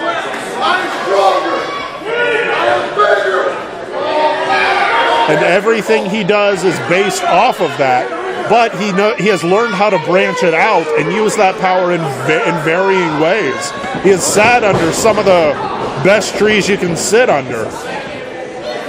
And learned how, you're not going to see him busting out a Hurricane Rana anytime soon. It's a hold our breath, who knows?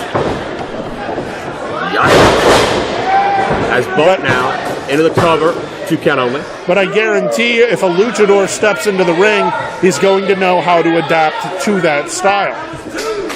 And, you speak about the styles, but Vegas has learned the old-fashioned way, the hard way. I swear to God, I'm going slower. I'm going to do it. And some words of admonishment to our referee, CJ Sensation. That's the Bulk we know. Yeah. But Vegas has learned through experience through all the years. First ever 2-time IWC champion in history, 2-time tag team champion as well. And Vegas. And Bulk just covering up there. And then 3-time tag team champion, to correct myself. Sorry. And then saw his opportunity, and then just one of those big right hands. And Bulk's back in control. And Bulk is keeping things methodical. The longer this match, man. The longer this match goes, the more it favors Bulk Nasty. Vegas loves those short, impactful spurts of power. But if Bulk drags this thing out, if this match goes 15, 20, 25 minutes, Bulk will certainly have that advantage.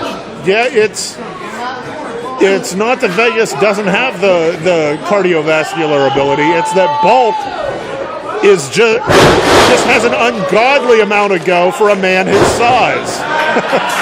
It's the youth, and it's the fact that Bulk has slimmed down considerably since we first saw him. He has slimmed down without losing size, which is important.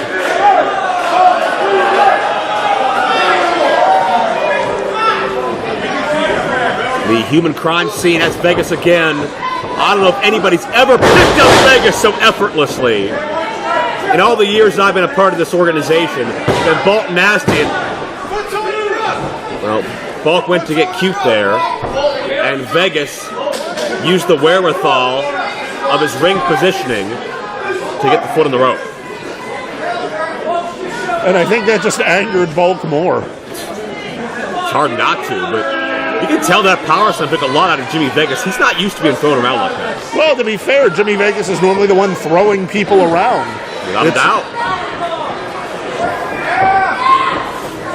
Oh, Bulk on pile driver? Oh, good luck. Vegas elevates Bulk Nasty over. Good grief. And Bulk quick to his feet. Oh, just in time to catch a hand. And catches Vegas in midair again. 2 power slams could do it. No! Vegas! Full Nelson slam! And again, shoe on the other foot. Bulk not used to being thrown around like this. Cha-ching slam! But Bulk to his feet. He's dazed, but he's up. That's a Vegas specialty. It's one of so many title matches, a second one. He's over the shoulders. That's it. Vegas beats him.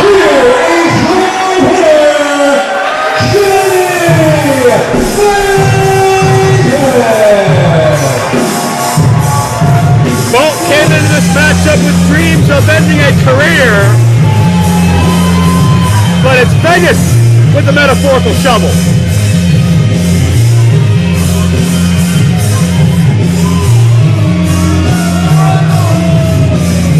And Bolt Nasty is yelling, "It ain't over. It ain't over." I think Vegas feels he's put this body to rest. I don't know that the body agrees. Well, I don't think Bolt Nasty will ever acknowledge this war being over as long as both these men are upright, and I think Vegas is much the same. But Jimmy Vegas at IWC, one of our signature events, Vegas proves he's still got a lot left in him. Vegas ain't going anywhere anytime soon.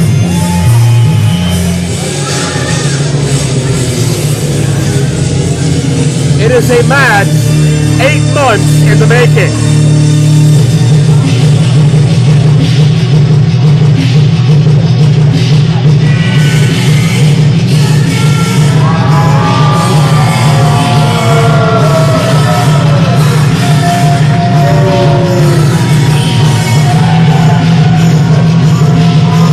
Arquette back in our 17th anniversary. For a moment, just a fleeting moment in time, was recognized as the IWC Women's Champion. The decision was called back upon evidence of some, let's say, less than ethical activities. Let's look at Calvin, let's look at Mandime, not to make accusations, just to kind of read between the lines. But Katie has defeated opponent after opponent after opponent. Since then, called out Britt Baker for a number of months. Britt finally answered the challenge. Will Katie have her moment, or is the mayor of Bricksburg still in office?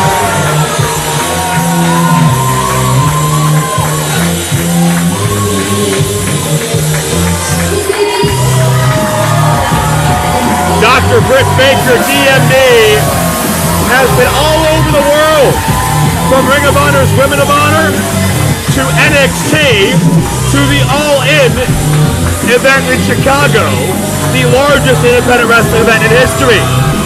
Britt's been making the rounds, and in her absence, Katie Arquette has cried foul. Katie feels Britt should be here defending the IWC Women's title. Where do you stand on that cause, Jay Worth? Well, now let's be fair here. Katie Arquette has been here month after month, defeating opponent after opponent. These have not just been hollow words calling out a champion. Katie Arquette has shown time and time again she's worthy of the title shot, and Britt Baker has been the one to not be here for it. You can say what you want about Britt Baker and that title, but Katie Arquette is not wrong. And it's for the IWC Women's Championship. Introducing first our referee in charge of the bell sound, CJ Sensation. And now the challenger, being accompanied by her co-star, Kevin Couture, and the man-time, Elijah Dean. She comes to us straight from the red carpet. She is the queen of the silver screen, Katie Arquette.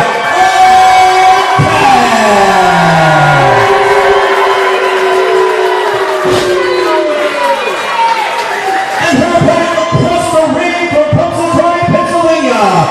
She is the IWC Women's Champion, the mayor of Pittsburgh, Dr. Britt Baker, DMD. Any comment, Jay Worth, on the early body language from both competitors? I would say my comment is Katie Arquette looks like she has been stepping on the gas and the brake for 8 months and is ready to take her foot off the brake. I'm a bit surprised. The reason I mentioned that, Jay Worth, Britt almost with a lax body language. Katie is very focused and determined.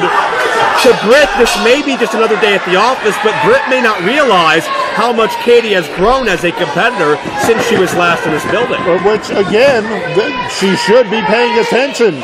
The Katie Arquette of 8 months ago is not the Katie she is wrestling right now.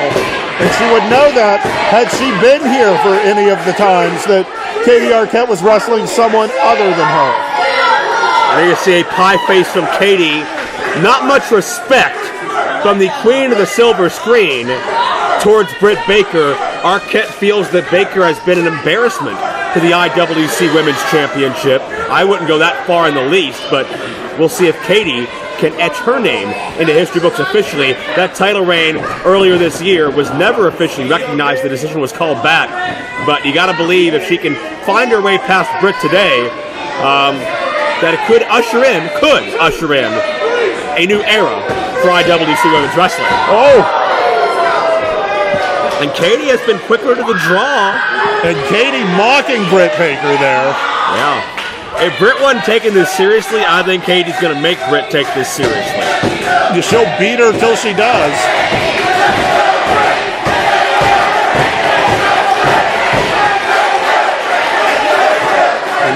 It is a chaotic atmosphere.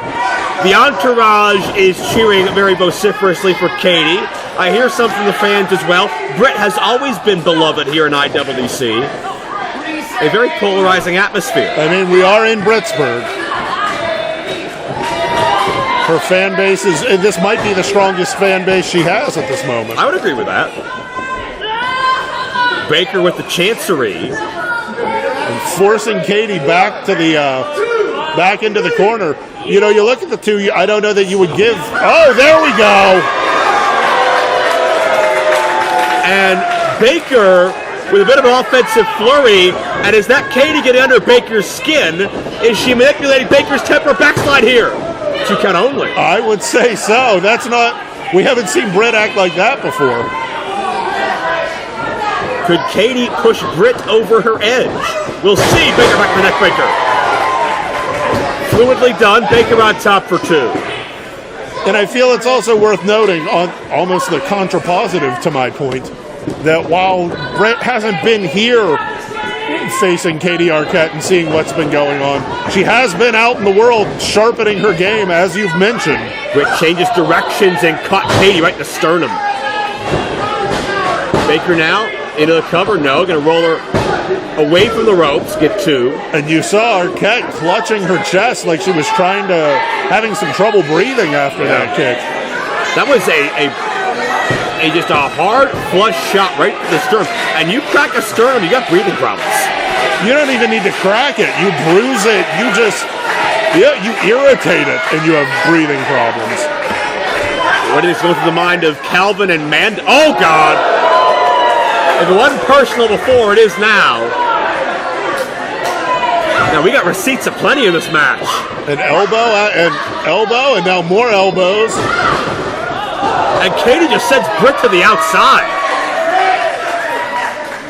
Watch out for Calvin. Watch for Calvin. As if you could miss him dressed like that. Jeez! Oh. And now Calvin, come on. Come on, referee, do something. Ouch!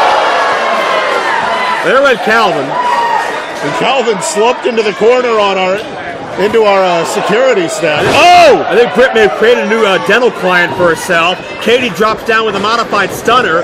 Britt's lifeless here. New champion? No. She was hung up with that stunner.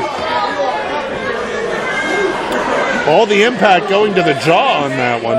Yeah, the jaw, maybe the throat as well, as Katie, or rather Britt is favoring that part of the body as Katie continues to press the advantage. And there we go. A choke. And as the crowd reminds referee CJ Sensation, she has a 5 count. Calvin acknowledges that while still counting his molars.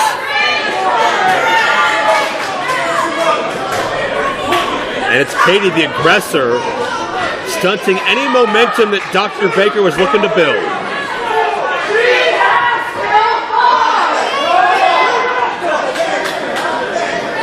And Mandine, appreciating the fans' helpful advice to our referee. Well, if Mandine's happy, that's all that matters. Hard leg drop. Not a very tight cover by Katie. No, I will say, though, she was trying to get the leg. It's just she didn't get a good grip on it. Didn't get it pulled over in time. Much like the Antonio Brown. Suplex. Pulled over. I got You follow that one. I picked up what you're laying down. Digging my ditch. And Baker trying to fight from underneath here, just get back to that vertical base. She does so. And both athletes have been coming through with a very, very physical match. Most physical I can remember the IWC Women's Division being since Lufisto was here. I was going to say, neither competitor has really looked to give a clinic in wrestling. They're just looking to beat up the other, almost as if the title is secondary. Katie charging with the hip. Well, I think the title is primary, but I think the way they win it is what's at the forefront of their mind, because it's not just, there's a cover in the ring. It's not just out wrestling the opponent. Katie takes it personally that she feels Britt's been ducking her. Britt takes it personally that Katie has smeared her reputation. I agree. I just think that if you told them, well, the title's not on the line, they would still be fighting each other like this. Oh, 100%. 100%. And they would continue fighting until there was a conclusive champion. And these, again, we talked about it earlier with Bulk and Vegas. These are two athletes that will probably never get along, never share lunch together, and never get together to reminisce about old times. No. This is a rivalry for life and then some. And that's at the heart of what this business is. It's mono a mono. And Baker trying to hang on to the rope, prevent the whip of Katie. And Baker connects. And another elbow just straight to the jaw. Yeah, those movie star good looks being compromised. And you can hear the impact to each of those all the way up here. Katie may need some heavy makeup for her next scene to cover Dr. Baker's bruisings. Clothesline takedown. Almost a shoulder tackle there. Baker trying to string some offense together. Calvin got it again. Knee strike to Katie, back to that sternum area by Baker. Sling blade takedown. Could this do it? Still a champion? No. If Britt Baker is victorious tonight, Jay Worth, will that silence Katie Arquette? I don't know that anything's going to silence Katie Arquette. Let's be honest, Joe. But I think Katie would have to almost acknowledge that she had her opportunity at least. And if she doesn't capitalize, open wide. Dr. Baker in service. Nope. Fisherman's countered. Got the cutter. Count it. 1, Baker's gonna 2. do it. No. What's going through the mind of Calvin? Probably thinking that his paycheck may be severely cut if Katie Arquette doesn't capitalize here. And how's he going to afford all of that bronzer? Calvin and Mandine, a meal ticket on the line. Katie with a full Nelson, didn't have the fingers locked. And up and down. Katie the spine buster. 2 only. Just flung her to the canvas, almost Ron Simmons-esque. And Katie losing her temper at the moment. I don't know that that's what we want to have happen. Well, I think both these athletes, their temper got the better of them before the opening bell even rang. I think Arquette needs to stay focused. This is an opportunity 8 months in the making. Crowd getting behind Britt Baker now. And Katie doing so literally, attempting a gut wrench. Standing side switch by Baker. Pump handle? Ripcord into a pump handle. Up. Oh! Again, dropping Katie on that face, not an accident. And that rings a Saturn. No, Katie rolls over into the rope. And Mandime and Calvin, the salvation into the waiting arms, goes Katie Arquette. Hollywood Couture there to make sure. Timeout. Calvin is calling for a timeout. I could give a damn less what Calvin calls for. Calvin is uncalled for in general.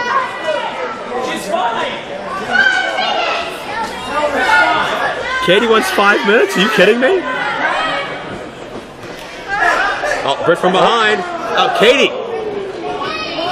Able to hang Britt up along that jaw once again. And Katie, second burst of adrenaline, got that Sherbet suplex. Popped those hips, yeah. Caught her perfect, and just drove her down. Nicely done, Falcon Arrow. Got her, no. I thought that was it. So did Calvin and Mandime. CJ hit 2, and Britt Baker hadn't moved a centimeter. It was a game of inches, maybe centimeters, as far as Baker's kick out. And Katie is now measuring the champion. Oh, the super kick! She learned from the best. Ripcord elbow. Oh, got that twisting fisherman buster. Katie dropped on her head. And Katie kicks out. Britt transitions into that Rings of Saturn. Katie's nowhere near a rope. Hey, there's Mandime. Elijah Dean up, and Britt Baker lets it go. Oh! Mandime got dropped. And Katie, her roll-up has the trunks. No! And the matchup presses on. And Calvin is taunting Britt with that women's championship, and Calvin gets popped again. High-faced off the ring. Good grief. And Katie is near that champ. I'm having flashbacks to 17. Calvin is thrashing Katie her championship. Britt just got knocked out. Count it. Oh, no. Oh! It worked 8 months ago, but not enough here tonight. Calvin and Mandime beside themselves. And they're gone. I love it. Don't try to swing a chair, Calvin. Just get out of here. It was more like a toss, a frustrated toss. They've overstayed their welcome anyway. And now it's just Baker and Arquette. Like it should have been from day one. And Katie's beside herself. Katie's backup plan's out of here. And Britt's to her feet. Look out, no! Britt aiming for Katie, and the official gets wiped out. And CJ down, not expecting a pop to the mush like that. Wait a minute! It's David Arquette! Cousin David's in the ring! Katie's cousin! Wait a minute! David Arquette's got a referee shirt! It has the PA seal on it. Oh, and Britt couldn't believe what she saw! Full Nelson slam! We got 2 Arquettes in the ring! Katie Arquette the spear! David counts! No! That's 2! And David, that was a fair count! David apologizing to his cousin. David, say what you want about his history. He respects this business. He respects a title being won and lost in the ring. And Katie can't believe it. For the first time, both Arquettes are together, and it's an IWC for Pittsburgh. And Britt the Rings of Saturn. If Katie taps out, David will have no choice but to call it. And she rolls her over. What? Katie chops Britt's shoulders. 2 count only. Oh, Katie. And Katie has Britt's Rings of Saturn. It's locked in. You gotta be kidding me. Now Britt chops Katie's shoulders only for she rolls it through. Katie's got her trapped. She has her legs up. She tapped! She tapped! Here is your winner,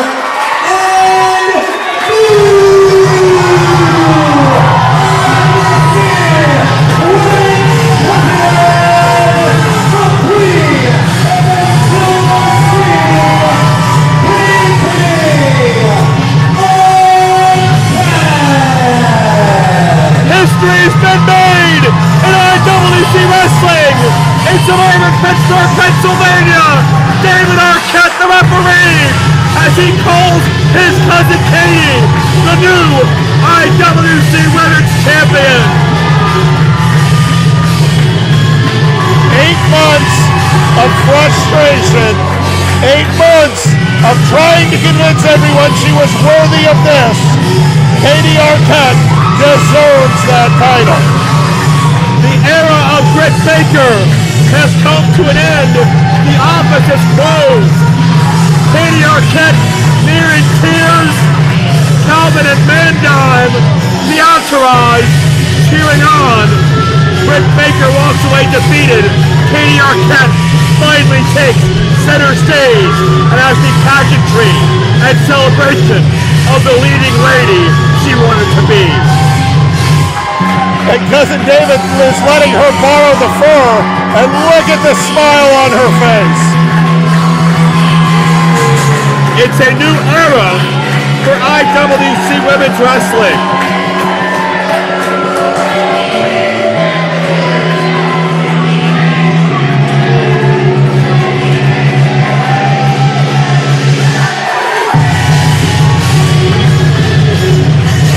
What a visual! The Arquette entourage on top of IWC Women's Wrestling. Now the title has left Pittsburgh and made its way to Hollywood.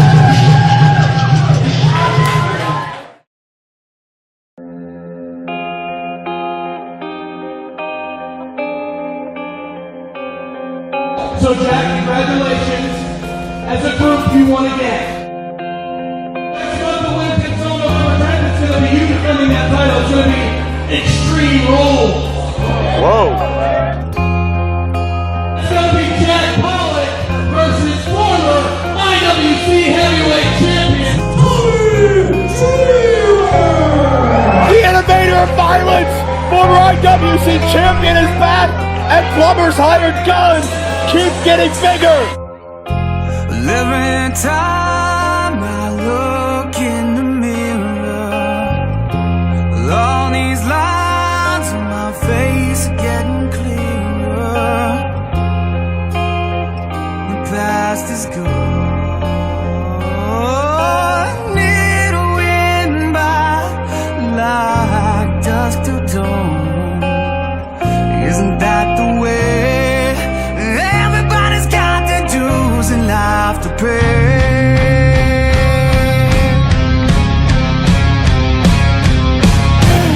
Sing with me, sing from the ear, sing from the laughter, sing from the tear.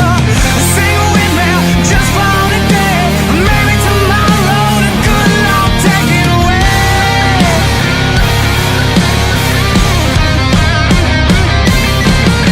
Dream on, dream on, dream on, dream until your dream come true. Dream on, dream on, dream on, dream on,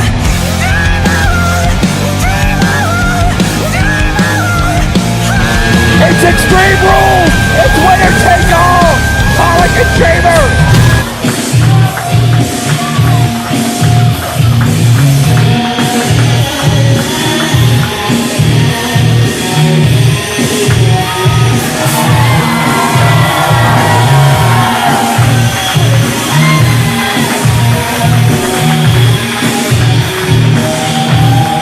It was January of 2015, fresh in the start of the Plumber era. Jami Dreamer defeated RJ City to win the IWC Championship, a title he would reign with for much of the calendar year. Dreamer also has held the ECW Championship under both incarnations, only man to do that. The original ECW and the WWE version. Still very active. Impact Wrestling, House of Hardcore. Dreamer controlling an elusive list of two-time champion with a victory tonight. But keep in mind, Jay Worth, it's not just about the title. It's Plumber's Revenge. It's Extreme Rules. Tommy's Playground.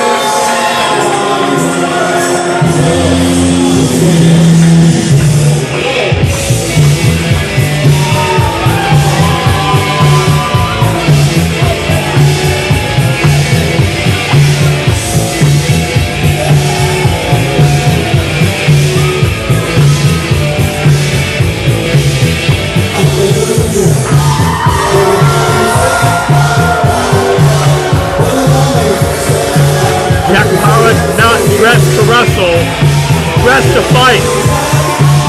And whether it was Jack Swagger, whether it was a six-way ladder match, whether it was a steel cage, hell, whether it was Justin Plummer himself, Jack Pollock found a way around all of it, spearheaded the Team Storm takeover, and you gotta believe it bothers Plummer every minute of the day that Jack Pollock is his IWC champion. Ladies and gentlemen, this contest is set for one fall, and it is an Extreme Rules match for the IWC World Heavyweight Championship. Introducing first our referee in charge of the bell sounds, Bobby Williams.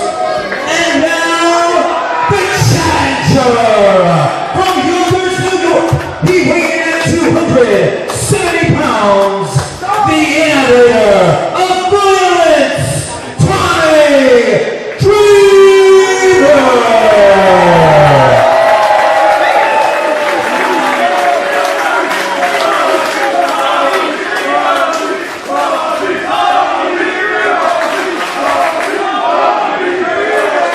And his opponent across the ring, representing Calgary, Alberta, Canada. Weighing in at 220 pounds, he is the IWC World Heavyweight Champion. The next trending topic, Jack Pollock.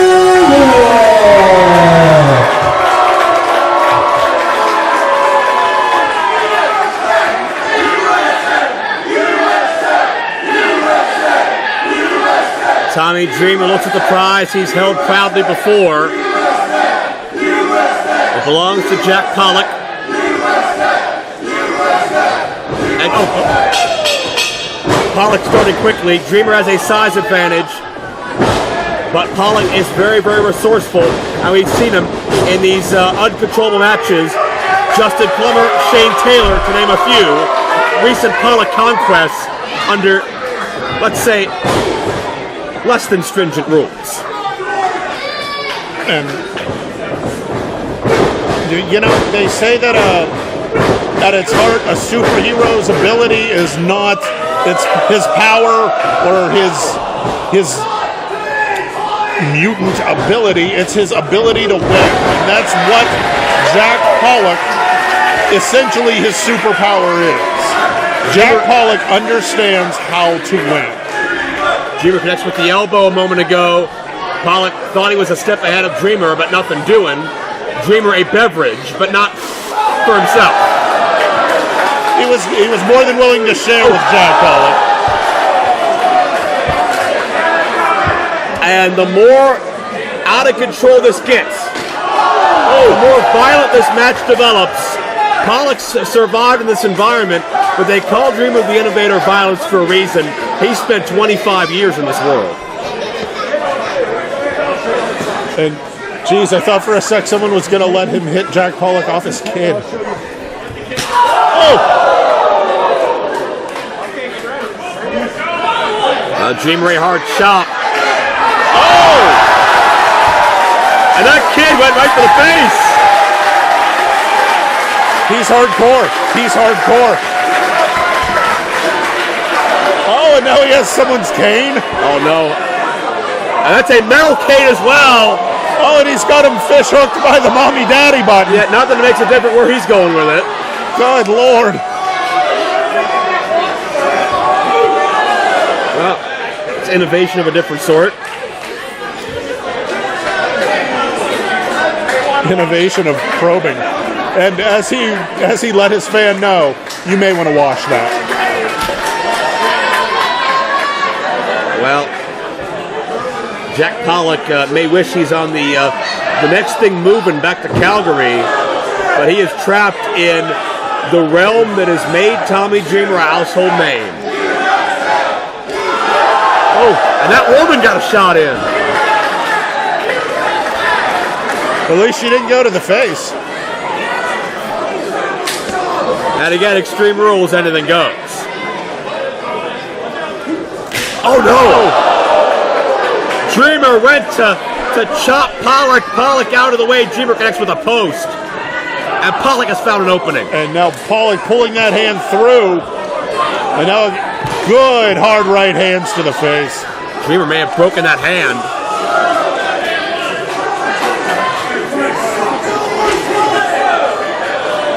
And Pollock taking your same stance on poutine. I mean, he's right. Poutine's wonderful. However, Uncle Sam has another sign ready to go. Well, and we're not going to recite that one, but how great would that poutine taste if it's part of Jack Pollock's victory celebration?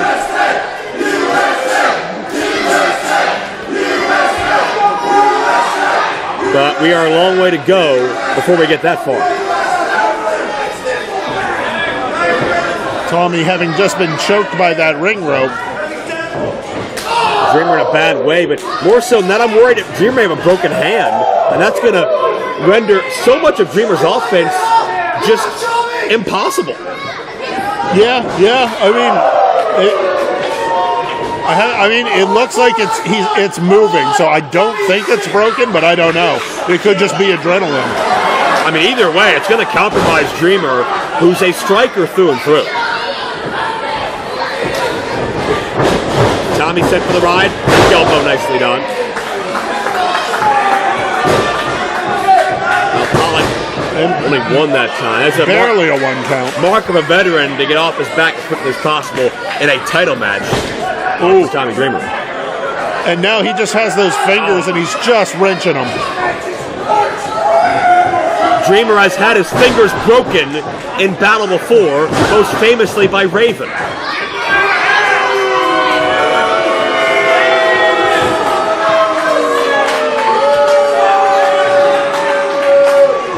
And now Jack Pollock just stalking Tommy Dreamer, taking his time.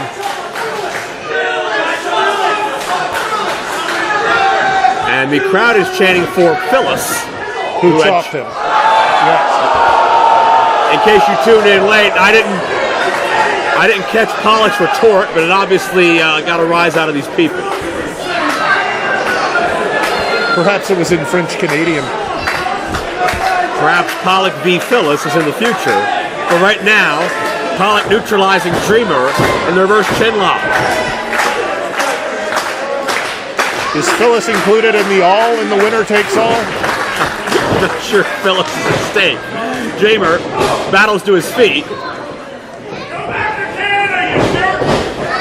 Oh, that's 270. Pollock muscled over with that suplex.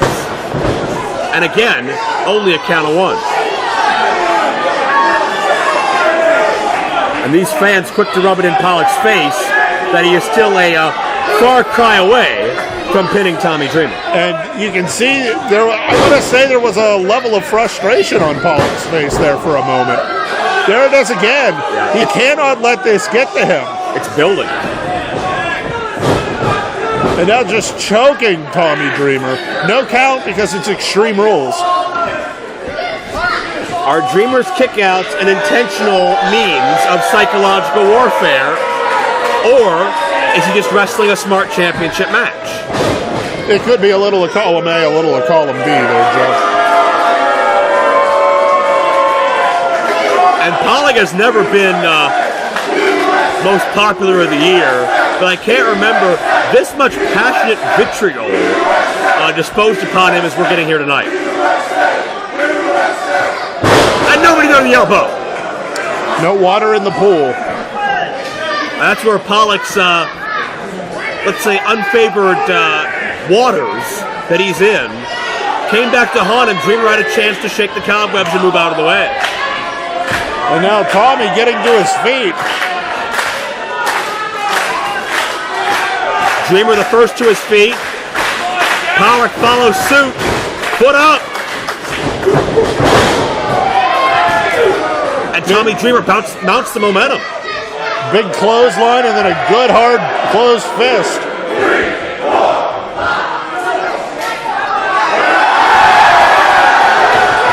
We're getting extreme on all facets. That's... Well, you won't concuss anybody that way, but you will get their head, and there's a cutter. Dreamer, new champion. No. What do they call that move? The 2 to the 4? You know where at.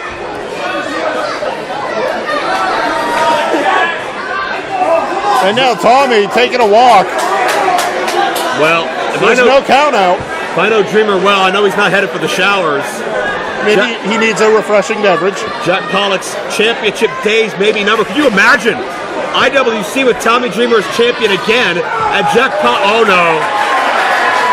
And Jack Pollock on the outside looking in without his leverage. It's a real possibility. Does that pizza pan still have a pizza slice on it? Wouldn't surprise. Oh, Dreamer, a steel chair as well.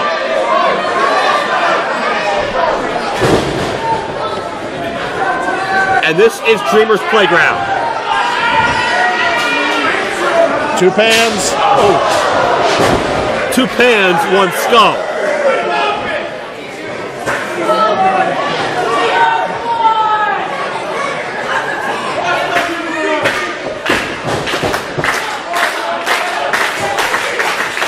Dreamer, the unfolded chair. They're going to shove Pollock face first. Running at him. Oh, no. Oh, God, chop toe hold. And Dreamer's face hit the pointed part of that chair. Pollock the boot. This will do it. Jack Pollock has retained the IWC Championship. No.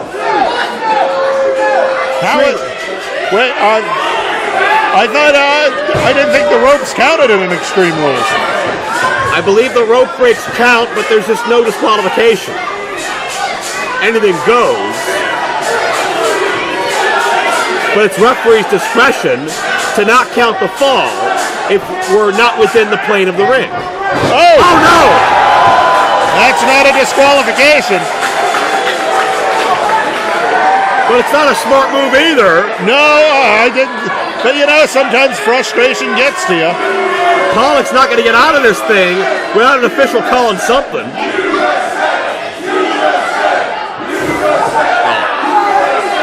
Mocking Dreamer as Dreamer had done to Pollock earlier.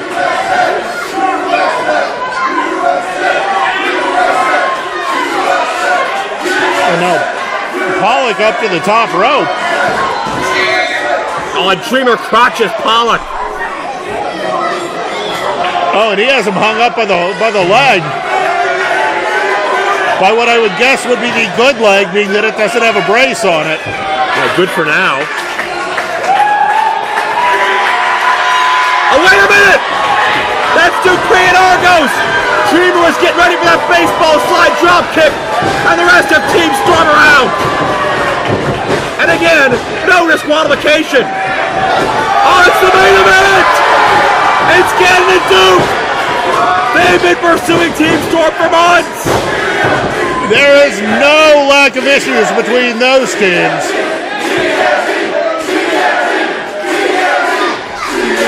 And Dreamers has found himself a couple new allies.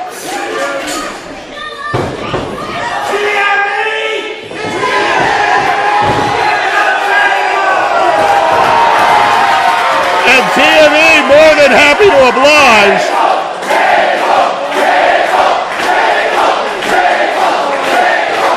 Only a matter of time before Tommy Dreamer got an idea involving some wood.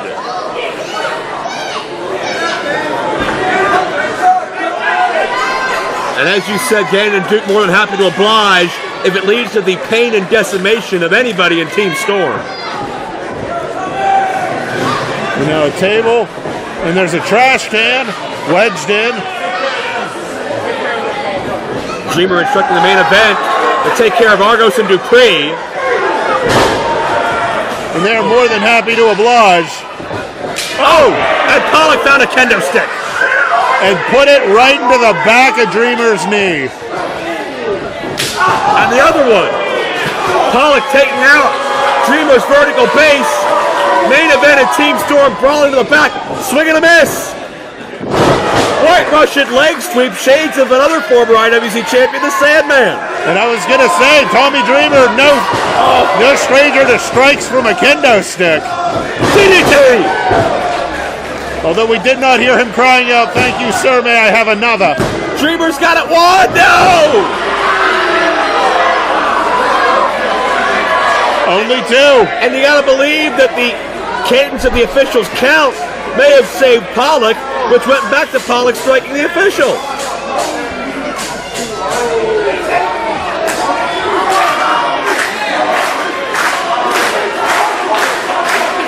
Dreamer with that table propped up.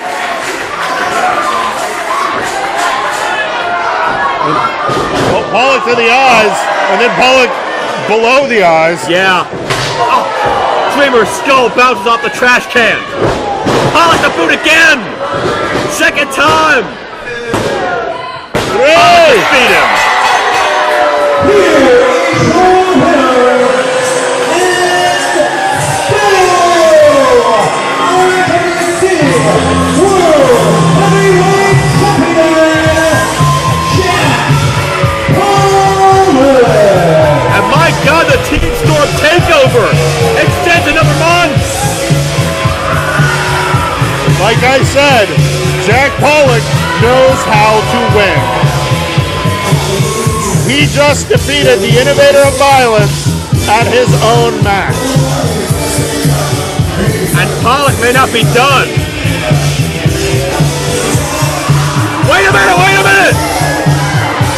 Pollock wants to finish off Dreamer, but here comes Wardlow.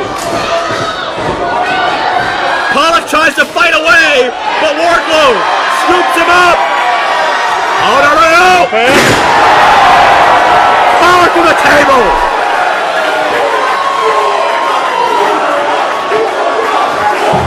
Wardlow had said he was back on track to go after his belt.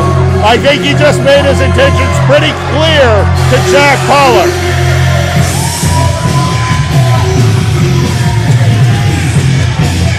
And Wardlow holding what was his twice before and could be his again with Team LeBell in the rearview mirror.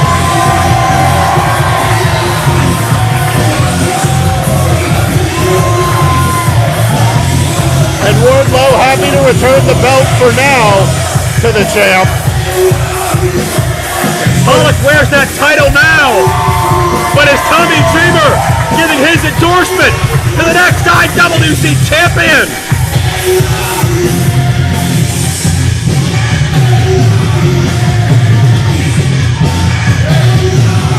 Tommy with some word, bringing Phyllis into the ring.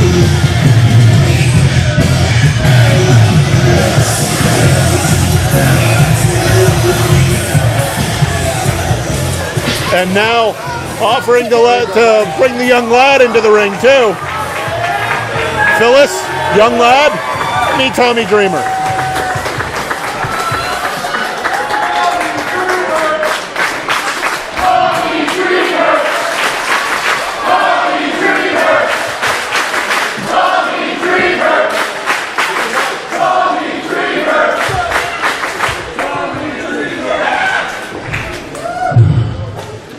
Oh my God.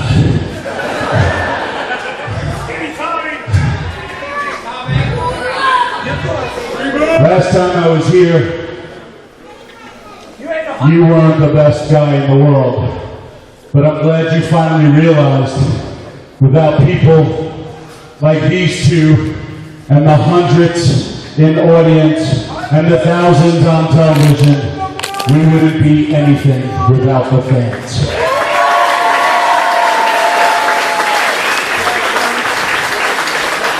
And I gotta tell you, I definitely know you're from Pittsburgh because you were supposed to chop and you punched him right in the face. So you, sir, are hardcore. What's your name? Vinny. Let's give it up for Vinny.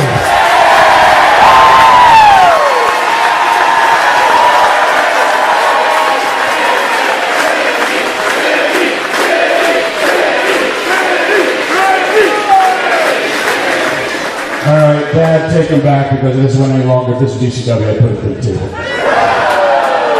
All right, pile driver, baby. Speaking of pile driving women,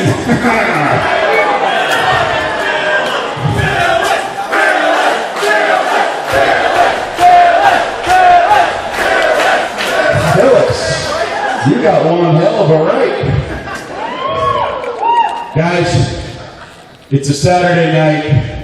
Our community came together, and this is a community that was divided because of hate, but when I look around this ring, I see white sitting next to black, sitting next to Catholic, sitting next to Jewish, man sitting next to woman, young sitting next to old, because we are united with the love of professional wrestling, and that's the world that I want to be in, and that's the world that you all live in.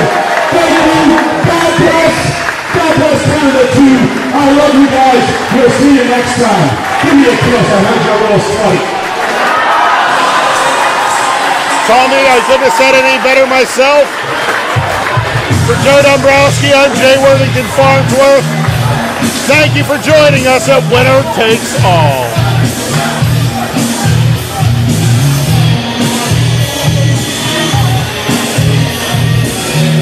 Get on safe, everybody. I love you guys.